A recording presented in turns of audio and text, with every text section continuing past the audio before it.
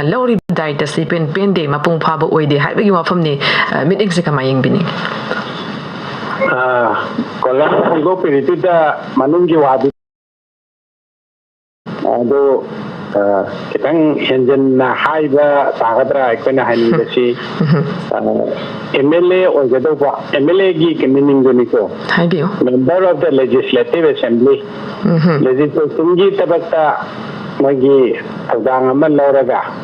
ꯃꯤꯌꯥꯝꯁꯤ ꯅꯨꯡꯉꯥꯏ ꯌꯥꯏꯐꯅꯕ ꯑꯥꯏꯟ ꯆꯦꯟꯗꯅ ꯂꯩꯕꯥꯛ ꯉꯥꯛꯇꯅ ꯂꯩꯅꯕꯒꯤ ꯑꯗꯨꯒꯨꯝꯕ ꯊꯧꯗꯥꯡꯗꯨ ꯂꯧꯒꯗꯕ ꯃꯤ ꯑꯃꯠꯇ ꯑꯩꯈꯣꯏ ꯏꯂꯦꯛꯁꯟꯗ ꯇꯥꯈꯠꯍꯧꯗ꯭ꯔ ꯃꯥꯅꯦ ꯑꯗꯨꯅꯤ ꯑꯩꯈꯣꯏꯅ ꯍꯧꯖꯤꯛ ꯍꯥꯏꯅꯤꯡꯉꯛꯀꯗꯧꯔꯤꯕ ꯋꯥꯁꯦ ꯑꯗ ꯃꯗꯨ ꯍꯦꯟꯖꯟꯅ ꯍꯥꯏꯌꯦꯅ ꯑꯃꯨꯛ ꯋꯥꯔꯧꯅꯒꯗ꯭ꯔꯥ ꯁꯥꯎꯅꯒꯗ꯭ꯔꯥ ꯑꯗꯨꯒꯤ ꯋꯥꯐꯝꯗꯨꯃ ꯈꯪꯗ꯭ꯔꯦꯀꯣ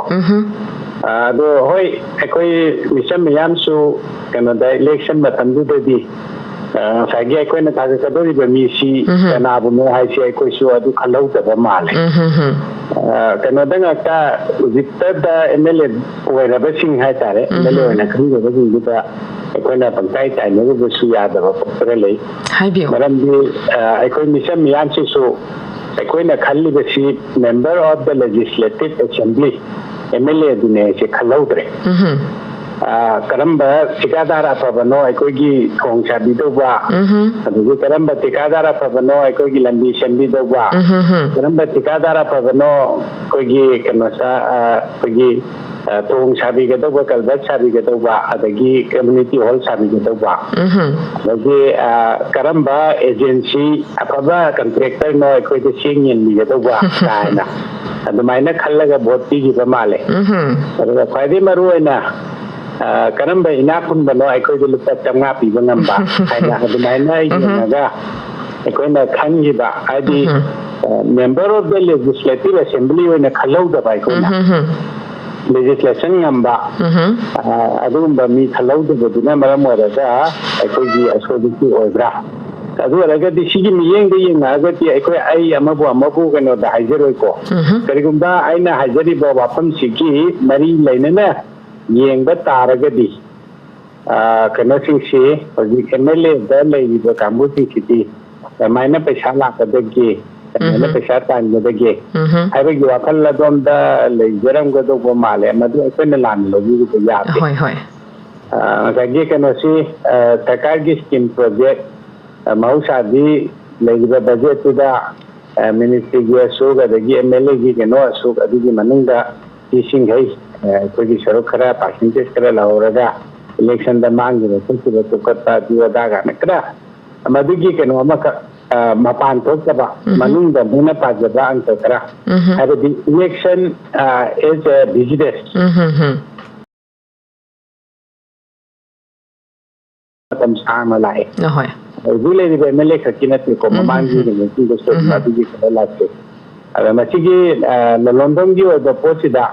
ꯑꯩꯈꯣꯏꯒꯤ ꯈꯤꯇꯪ ꯀꯩꯅꯣ ꯇꯧꯔꯤꯕ ꯀꯥꯡꯕꯨꯁꯤꯡꯁꯤꯒ MLA ꯀꯥꯔꯤꯕ ꯀꯥꯡꯕꯨꯁꯤꯡꯁꯤꯒ ꯑꯗꯒꯤ ꯃꯈꯣꯏꯒꯤ ꯃꯈꯥꯗ ꯀꯟꯇ꯭ꯔꯦꯛ ꯋꯥꯔꯛ ꯁꯨꯔꯤꯕ ꯀꯥꯡꯕꯨꯁꯤꯡꯁꯤꯒ ꯉꯁꯥꯏꯒꯤ ꯀꯟꯇ꯭ꯔꯦꯛꯀꯤ ꯊꯕꯛꯇꯨ ꯁꯥꯏꯟ ꯇꯧꯕꯤꯌꯣꯅ MLAꯁꯤꯒꯤ ꯃꯅꯥꯛꯇ ꯉꯁꯥꯏꯒꯤ ꯍꯥꯏꯖ ꯅꯣꯟꯖꯕ ꯆꯠꯄꯒꯤ ꯐꯤꯕꯝ ꯑꯃꯈꯛ ꯂꯩꯔꯝꯕꯁꯤꯗ ꯁꯨꯝ ꯃꯊꯋꯥꯏ ꯅꯨꯡꯉꯥꯏꯅꯗꯕ ꯈꯔ ꯌꯥꯎꯈꯤꯕꯖꯥꯠꯅꯤ ꯑꯗꯨꯅ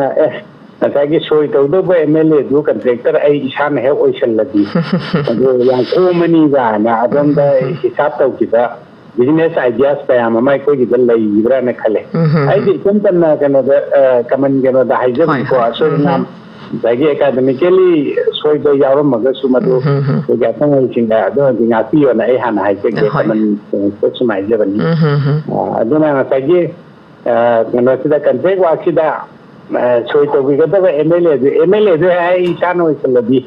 ꯑꯁꯤꯒꯤ ꯑꯋꯥ ꯑꯅꯥꯁꯤ ꯀꯣꯛꯑꯅꯤꯗꯅ ꯍꯥꯏꯕꯒꯤ ꯑꯗꯨꯒꯤ ꯁꯦꯟꯁꯇꯨꯗ ꯉꯁꯥꯏꯒꯤ ꯚꯣꯠꯁꯤ ꯂꯦꯞꯅꯔꯛꯈꯤꯕꯒꯤ ꯃꯇꯥꯡꯗꯨꯗ ꯑꯩꯈꯣꯏ ꯃꯤꯆꯝ ꯃꯌꯥꯝꯁꯤꯅ ꯈꯪꯍꯧꯗ꯭ꯔꯦ ꯀꯅꯥꯅꯣ ꯑꯩꯈꯣꯏꯅ ꯚꯣꯠ ꯄꯤꯗꯣꯔꯤꯁꯦ ꯁꯤ ꯒ꯭ꯌꯥꯟ ꯇꯥꯍꯧꯗ꯭ꯔꯦ ꯑꯗ ꯉꯁꯥꯏꯒꯤ 500ꯕꯨ ꯐꯪꯉꯗꯤ 1000ꯕꯨ ꯐꯪꯉꯗꯤꯅ ꯑꯩꯈꯣꯏ ꯏꯃꯨꯡꯒꯤ ꯀꯌꯥ ꯐꯪꯈꯤ ꯀꯥꯏꯅ ꯑꯗꯨꯝꯕ ꯇꯧꯔꯒ ꯉꯁꯥꯏꯒꯤ ꯃꯦꯝꯕꯔ ꯑꯣꯐ ꯗ ꯂꯦꯖꯤꯁꯂꯦꯇꯤꯚ ꯑꯦꯁꯦꯝꯕ꯭ꯂꯤꯗꯨ ꯀꯥꯎꯊꯣꯛꯈ꯭ꯔꯕꯅꯤꯅ ꯑꯩꯈꯣꯏꯅ ꯀꯥꯎꯊꯣꯛꯎꯕꯅꯤꯀꯣ ꯃꯗꯨ ꯀꯩꯅꯣꯅ ꯅꯠꯇꯦ ꯑꯗꯨꯅ ꯃꯔꯝ ꯑꯣꯏꯔꯀꯥꯟꯗ ꯑꯩꯈꯣꯏ ꯀꯩꯅꯣꯁꯦ ꯑꯩꯈꯣꯏꯒꯤ ꯑꯦꯁꯦꯝꯕ꯭ꯂꯤꯁꯦ ꯑꯩꯈꯣꯏꯒꯤ ꯀꯩꯅꯣ ꯃꯌꯥꯝꯒꯤ ꯀꯟꯇ꯭ꯔꯦꯛꯇꯔ ꯃꯌꯥꯝꯒꯤ ꯗꯝꯄꯤꯡ ꯁꯥꯏꯠ ꯑꯣꯏꯅ ꯑꯣꯏꯁꯤꯟꯈꯤꯕ꯭ꯔꯥ ꯀꯥꯏꯅ Advana hanging and those Malek or Lagi Saitako. I mean, the Maja and Drek, Advani Sinto Viva Libra. The Abigi, Wang, the Miam, the Namadukari, and a Paubidi. Abituna. I know the Pogupi on Haraga, Manakan, Miam, and the Avagan, nothing like a Hajek yet. Hi. But I shag you in a day. Moishi, Moigadovani, member of the Legislative Assembly. Atanga legislation Shikarino, Munakangazing Moinakarimbo or Revati. Aduki cannot do that, me and do that. Moishi am on that of the work and nursing oil. The Arugine can honorable Mokogi Mango level half before. Ado Miam the Sojisu, Konesukan Kanga Bamaso the lady. Miyamgi Kolau, do a dan Hariba Mayamse.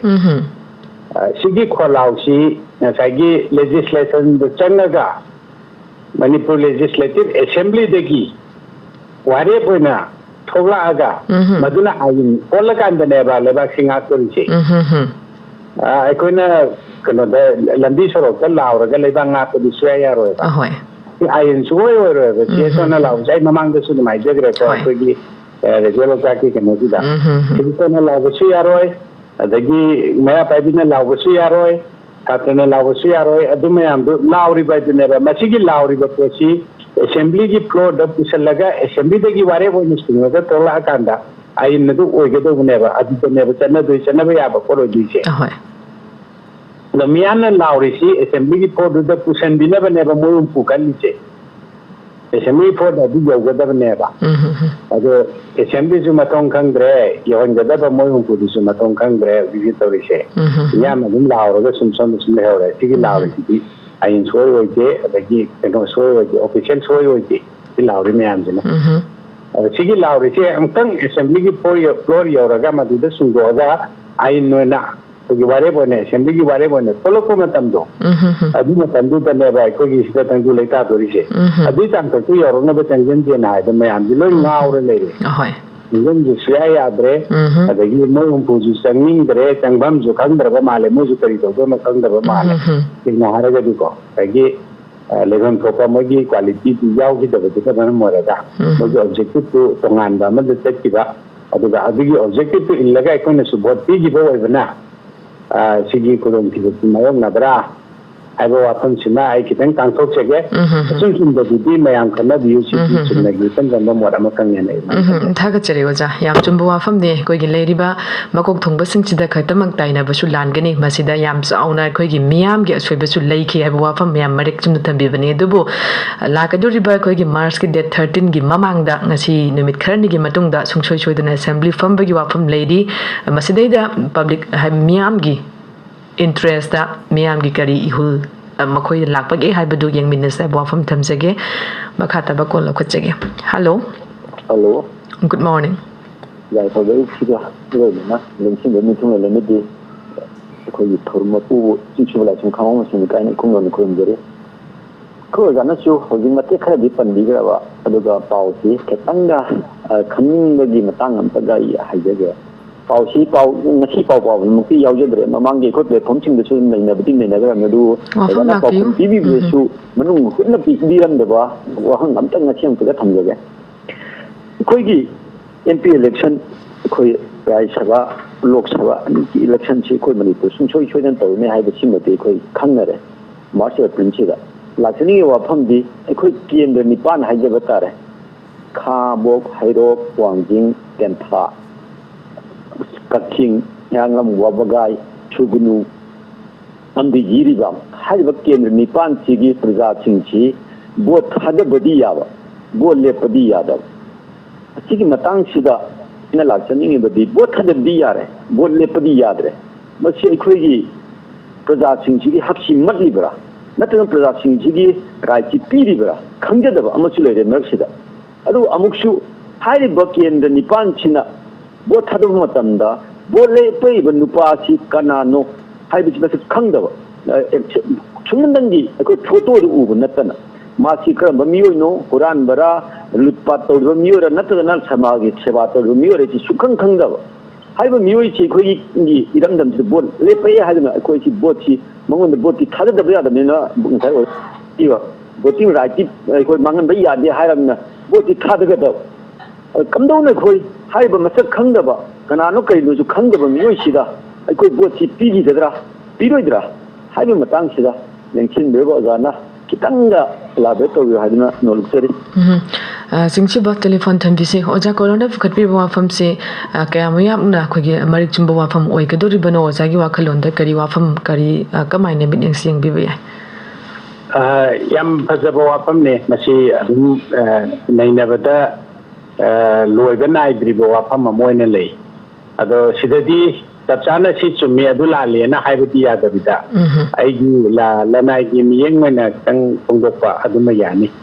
ꯍꯥꯏꯗꯤ ꯃꯁꯤꯒꯤ ꯑꯁꯨꯝ ꯆꯨꯝꯕꯁꯤ ꯀꯃꯥꯏꯅ ꯂꯩꯒꯦꯅ ꯍꯥꯏꯕꯗ ꯑꯩꯈꯣꯏꯒꯤ Indian ꯁꯤꯁꯇꯦꯝꯁꯤꯗ reservation system ꯑꯃꯈꯛ ꯑꯩꯈꯣꯏꯒꯤ ꯁꯤꯗ ꯍꯧꯗꯣꯛꯑꯒ ꯂꯩꯁꯟꯈ꯭ꯔꯦ ꯁꯤꯒꯤꯁꯤ ꯑꯇꯣꯞꯄ ꯂꯩꯕꯥꯛ ꯀꯗꯥꯏꯗ ꯃꯥꯟꯅꯕ ꯀꯔꯤ ꯇꯧꯔꯤꯒꯦ ꯑꯗꯨꯃꯗꯤ ꯑꯩꯈꯣꯏ ꯈꯪꯗ꯭ꯔꯦ ꯑꯗ ꯔꯤꯖꯥꯔꯚꯦꯁꯟꯒꯤ ꯋꯥꯐꯝꯁꯤ ꯂꯥꯛꯄ ꯃꯇꯝꯗ ꯑꯩꯈꯣꯏꯒꯤ ꯑꯦꯛꯆꯨꯑꯦꯂꯤ ꯑꯩꯈꯣꯏꯒꯤ ꯔꯥꯏꯠꯁꯦ ꯚꯣꯇꯤꯡ ꯔꯥꯏꯠ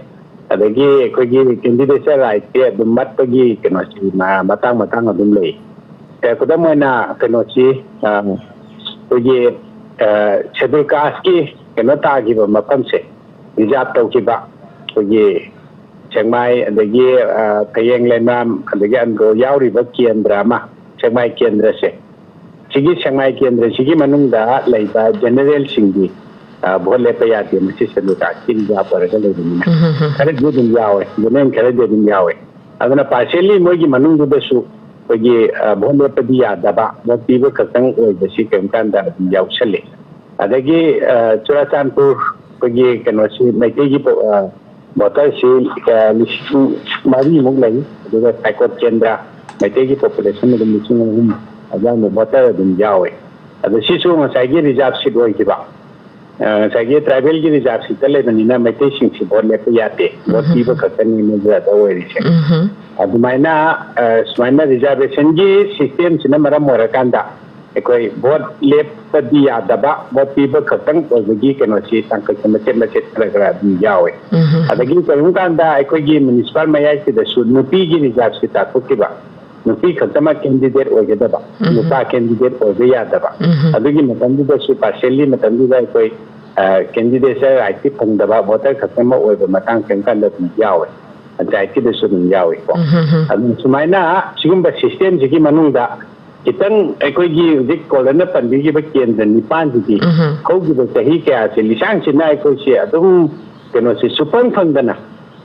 कैंडिडेट राइट सुपंग फंगदना कोई voting right खतमक फंगगा लापा अदुमबा केनो अमा कर लेरे तैदा मसी सरकार ने अरेंजमेंट सु खितंग केनो तौबीबा वाटपा हाइदुनि ते मतमतंगी नसागी सिगी केनोसिना चही कोगी रा डिलिमिटेशन दुमक नत्रगसु चही खरा मना ते तामहुम मना केनोसी कोगी सिगी केंद्र निपान सी आउटर द लेबा अदुगा अतोपता केनो मना तामहुम मना मा इनदल हेलगे इनदल लेरंबा अतोप केंद्र खरा मपान द मुकु तोप मदुगी सिंदो किंगुन याबसु अदुम लेदि लेरंबने अदुगुंबगी प्रपोजल थांगना गिबे लेइ मदु सरकार सिना तौजिदे अदगी मतंदुदा आउटर गी मिसिंगना वाटपा कोगे आउटर मणिपुर पार्लियामेंटरी कैंडिडेटसी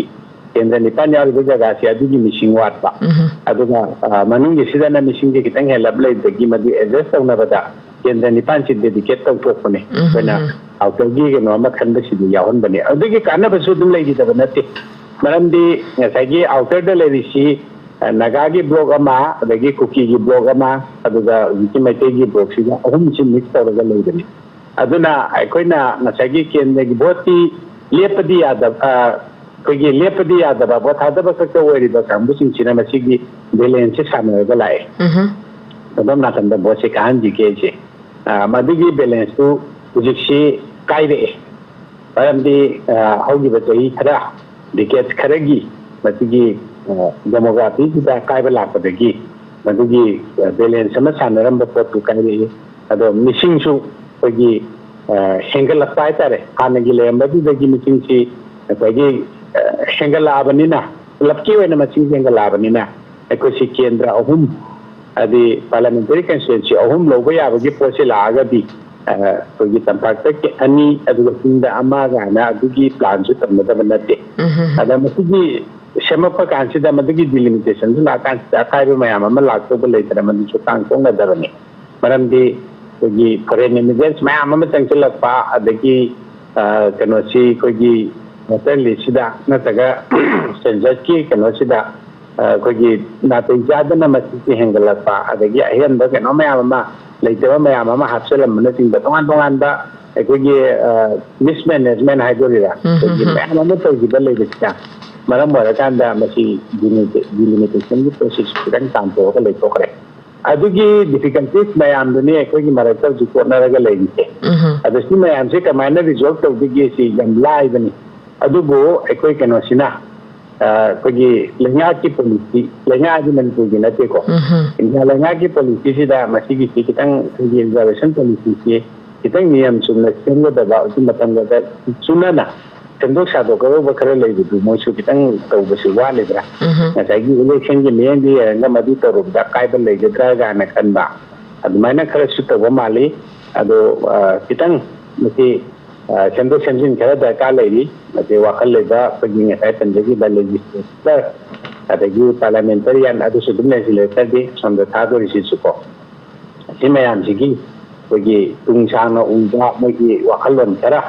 मथौ ताई अदुगा मणिपुर की लेरिबा राजनीति तौबिरिबा काबुसी की पिचेन सेंगा राजनीति की वाखलोन खरा सु मथौ ताई न खले अदुगुंबा माइकेदा अंजनबगी वाखलोन दुदि अखोइदा जुजि खितंग वालिब्रा मदुंबा तम तंगाइबा मथौ तारिब्रा न एदमान तमजे मखाताबा कोलखचगे hello hello ma'am good morning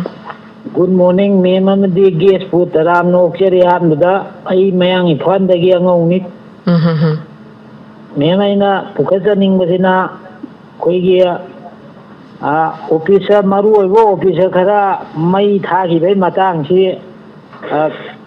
मनुंगी ओइबदी ngarang han थाबने अदुबो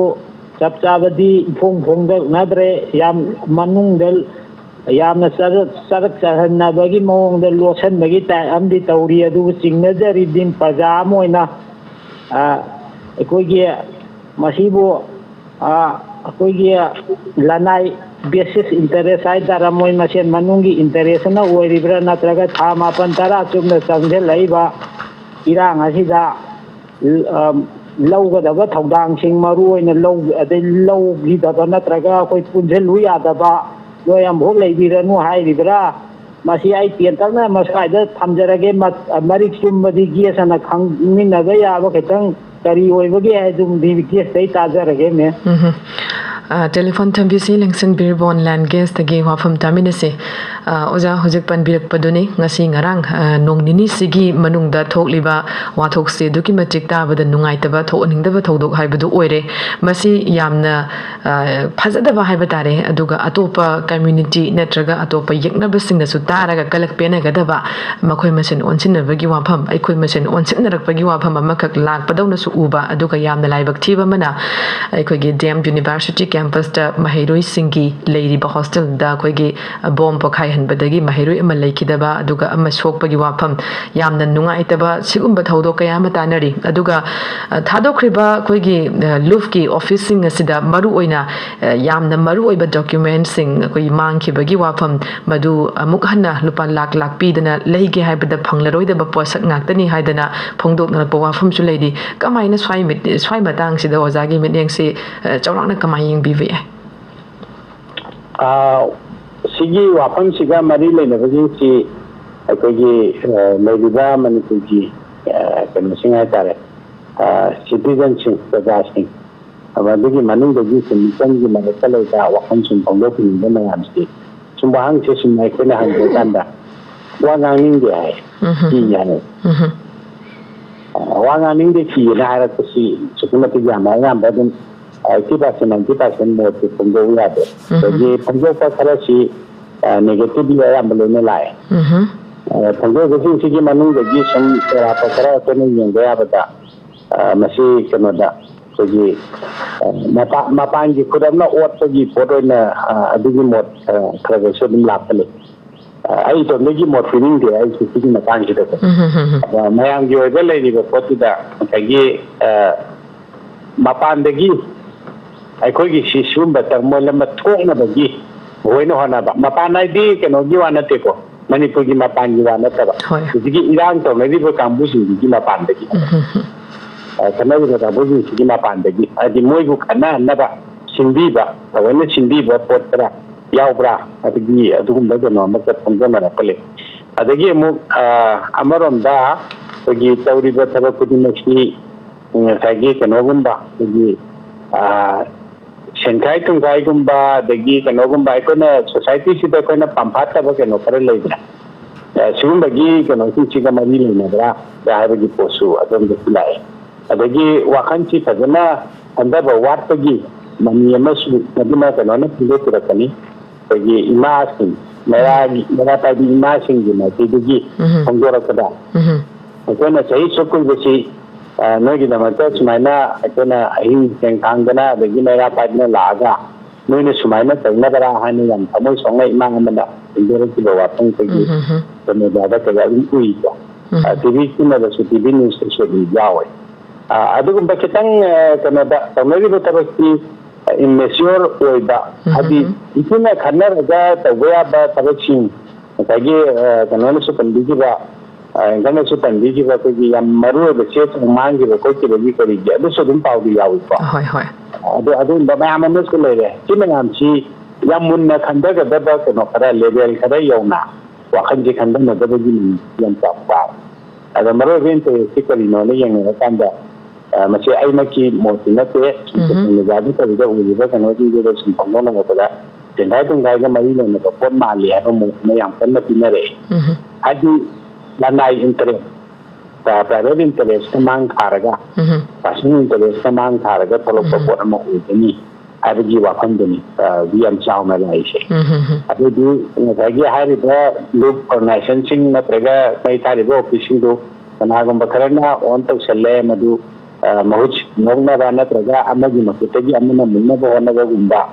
ꯑꯗꯒꯤ ꯍꯥꯏꯗꯤ ꯀꯩꯅꯣꯗꯣ ꯃꯅꯨꯡꯒꯤ ꯑꯣꯐꯤꯁꯤꯌꯦꯜꯁꯤꯡ ꯀꯩꯅꯣ ꯃꯌꯥꯝꯗꯨꯒꯤ ꯃꯔꯛꯇ ꯀꯟꯐ꯭ꯂꯤꯛ ꯑꯃ ꯂꯩꯅꯔꯕ꯭ꯔꯥ ꯑꯩꯈꯣꯏꯒꯤ ꯃꯅꯨꯡꯁꯤꯗ ꯃꯆꯦꯠ ꯂꯣꯏꯅ ꯇꯥꯔꯕ ꯑꯅꯤ ꯂꯣꯏꯅ ꯊꯣꯛꯄꯒꯤ ꯄꯣꯠ ꯑꯃ ꯑꯅꯤ ꯊꯣꯛꯄꯒꯤ ꯄꯣꯠꯁꯤꯗ ꯂꯣꯏꯅ ꯍꯥꯏꯖꯤꯜꯂꯒ ꯂꯩꯔꯕ꯭ꯔꯥ ꯍꯥꯏꯕꯒꯤ ꯋꯥꯍꯪꯁꯤ ꯃꯌꯥꯝꯗꯒꯤ ꯂꯥꯛꯄ ꯋꯥꯍꯪꯗꯨꯅꯤ ꯑꯗꯣ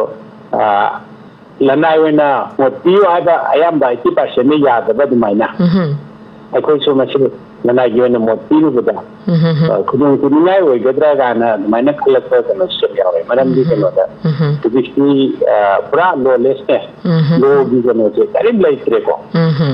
ꯑꯁꯨꯛꯀꯤ ꯃꯇꯤꯛ ꯁꯤ ꯀꯩꯅꯣ ꯂꯩꯈꯥ ꯇꯥꯔꯦ ꯑꯗꯨꯅ ꯑꯩꯈꯣꯏꯒꯤ ꯂꯣꯏꯅ ꯑꯗꯒꯤ ꯐꯤꯕꯝꯁꯤ ꯀꯥꯏꯔꯛꯄꯅꯤꯅ ꯀꯅꯥ ꯁꯦꯀ꯭ꯌꯨꯔ ꯑꯣꯏꯔꯤꯒꯦ ꯑꯩꯈꯣꯏꯁꯤ ꯀꯔꯤ ꯍꯥꯏꯇꯥꯔꯦ ꯂꯩꯔꯤꯕ ꯃꯤꯆꯝ ꯃꯤꯌꯥꯝꯁꯤ ꯈꯤꯇꯪ ꯁꯥꯐꯕ ꯑꯃ ꯑꯣꯏꯔꯤ ꯑꯗꯩ ꯑꯩꯈꯣꯏꯒꯤ ꯉꯥꯛꯄꯤꯅꯕ ꯁꯤ ꯑꯗꯨ ꯂꯩꯔꯤ ꯑꯩꯈꯣꯏꯁꯤ ꯑꯗꯨꯝ ꯈꯤꯇꯪ ꯅꯦꯅꯥ ꯇꯥꯅ ꯍꯤꯡꯉꯤ ꯀꯥꯏꯅ ꯈꯟꯕ ꯌꯥꯕ ꯋꯥꯈꯜꯗꯨ ꯁꯤ ꯃꯥꯡꯈꯤꯕ ꯂꯣꯏꯅ ꯍꯧꯖꯤꯛ ꯍꯦꯛꯇ ꯈꯨꯗꯛꯇ ꯀꯗꯥꯏꯗ ꯀꯔꯤ ꯊꯣꯛꯂꯛꯀꯗꯒꯦ ꯈꯪꯗꯕ ꯀꯩꯁꯨꯅꯠꯇꯕꯗ ꯁꯥꯇ꯭ꯔ ꯁꯤꯔꯤꯕꯅꯤꯗꯅꯀꯣ ꯑꯗꯨꯐꯥꯎꯒꯤ ꯊꯥꯛꯁꯤ ꯌꯧꯁꯜꯂꯛꯏꯅꯤ ꯑꯗꯣ ꯕꯣꯝ ꯃꯆꯥ ꯅꯠꯇꯦ ꯄꯣꯈꯥꯏꯔꯤꯗꯨ ꯑꯗꯨ ꯑꯣꯏꯔꯒꯗꯤ ꯑꯗꯨꯒꯨꯝꯕ ꯕꯣꯝꯗꯨ ꯃꯤꯆꯝ ꯃꯤꯌꯥꯝꯒꯤ ꯃꯔꯛꯁꯤꯗ ꯂꯩꯔꯦꯅ ꯍꯥꯏꯔꯒꯗꯤ ꯀꯗꯥꯏꯗꯅꯣ ꯑꯩꯈꯣꯏꯅ ꯅꯦꯅꯥ ꯇꯥꯅ ꯍꯤꯡꯕ ꯌꯥꯗꯣꯔꯤꯁꯦ ꯑꯗꯨ ꯈꯨꯗꯛꯇ ꯃꯗꯨ ꯂꯧꯈꯠꯅꯕ ꯑꯗꯒꯤ ꯈꯣꯝꯒꯠꯅꯕ ꯃꯔꯥ ꯂꯩꯕꯁꯤꯅꯤ ꯑꯗꯨꯅꯦ ꯑꯗꯥꯅꯦꯅ ꯐꯒꯠꯄ ꯉꯝꯕꯒꯤ ꯀꯩꯅꯣꯗꯨꯁꯨ ꯑꯗꯨꯁꯨ ꯃꯥꯡꯈ꯭ꯔꯦꯕ ꯑꯗꯨꯁꯨ ꯂꯩꯇꯦꯕ ꯄꯨꯡ 9 ꯃꯇꯝ ꯊꯥꯔꯤ ꯄꯨꯡ 9ꯁꯤ ꯍꯣꯔꯦꯟ ꯅꯨꯡꯗꯥꯡ ꯂꯣꯏꯔꯝꯃꯅꯤꯀꯣ ꯃꯣꯏꯅ ꯊꯥꯈꯤꯕ ꯀꯩꯅꯣꯗꯨ ꯌꯦꯡꯉꯒ ꯊꯣꯛꯈꯤꯕ ꯅꯨꯃꯤꯠꯇꯨꯗꯒꯤ ꯄꯨꯡꯐꯝꯗꯨꯗꯒꯤ ꯍꯥꯏꯈꯤꯕꯅꯦ ꯁꯤꯒꯤ ꯃꯇꯨꯡꯗ ꯑꯃꯨꯛ ꯀꯔꯤ ꯊꯣꯛꯂꯛꯇꯣꯏꯅꯣ ꯒ꯭ꯌꯥꯟ ꯇꯥꯗ꯭ꯔꯤꯅꯦ ꯍꯧꯖꯤꯛꯁꯦ ꯑꯗꯨꯅ ꯌꯥꯝꯅ ꯅꯦꯅꯥ ꯇꯥꯗꯕ ꯐꯤꯕꯝ ꯑꯃꯅꯦ ꯍꯧꯖꯤꯛ ꯃꯤꯌꯥꯝꯁꯤ ꯍꯤꯡꯍꯜꯂꯤꯁే ꯃꯁꯤ ꯃꯤꯌꯥꯝꯁꯤꯅ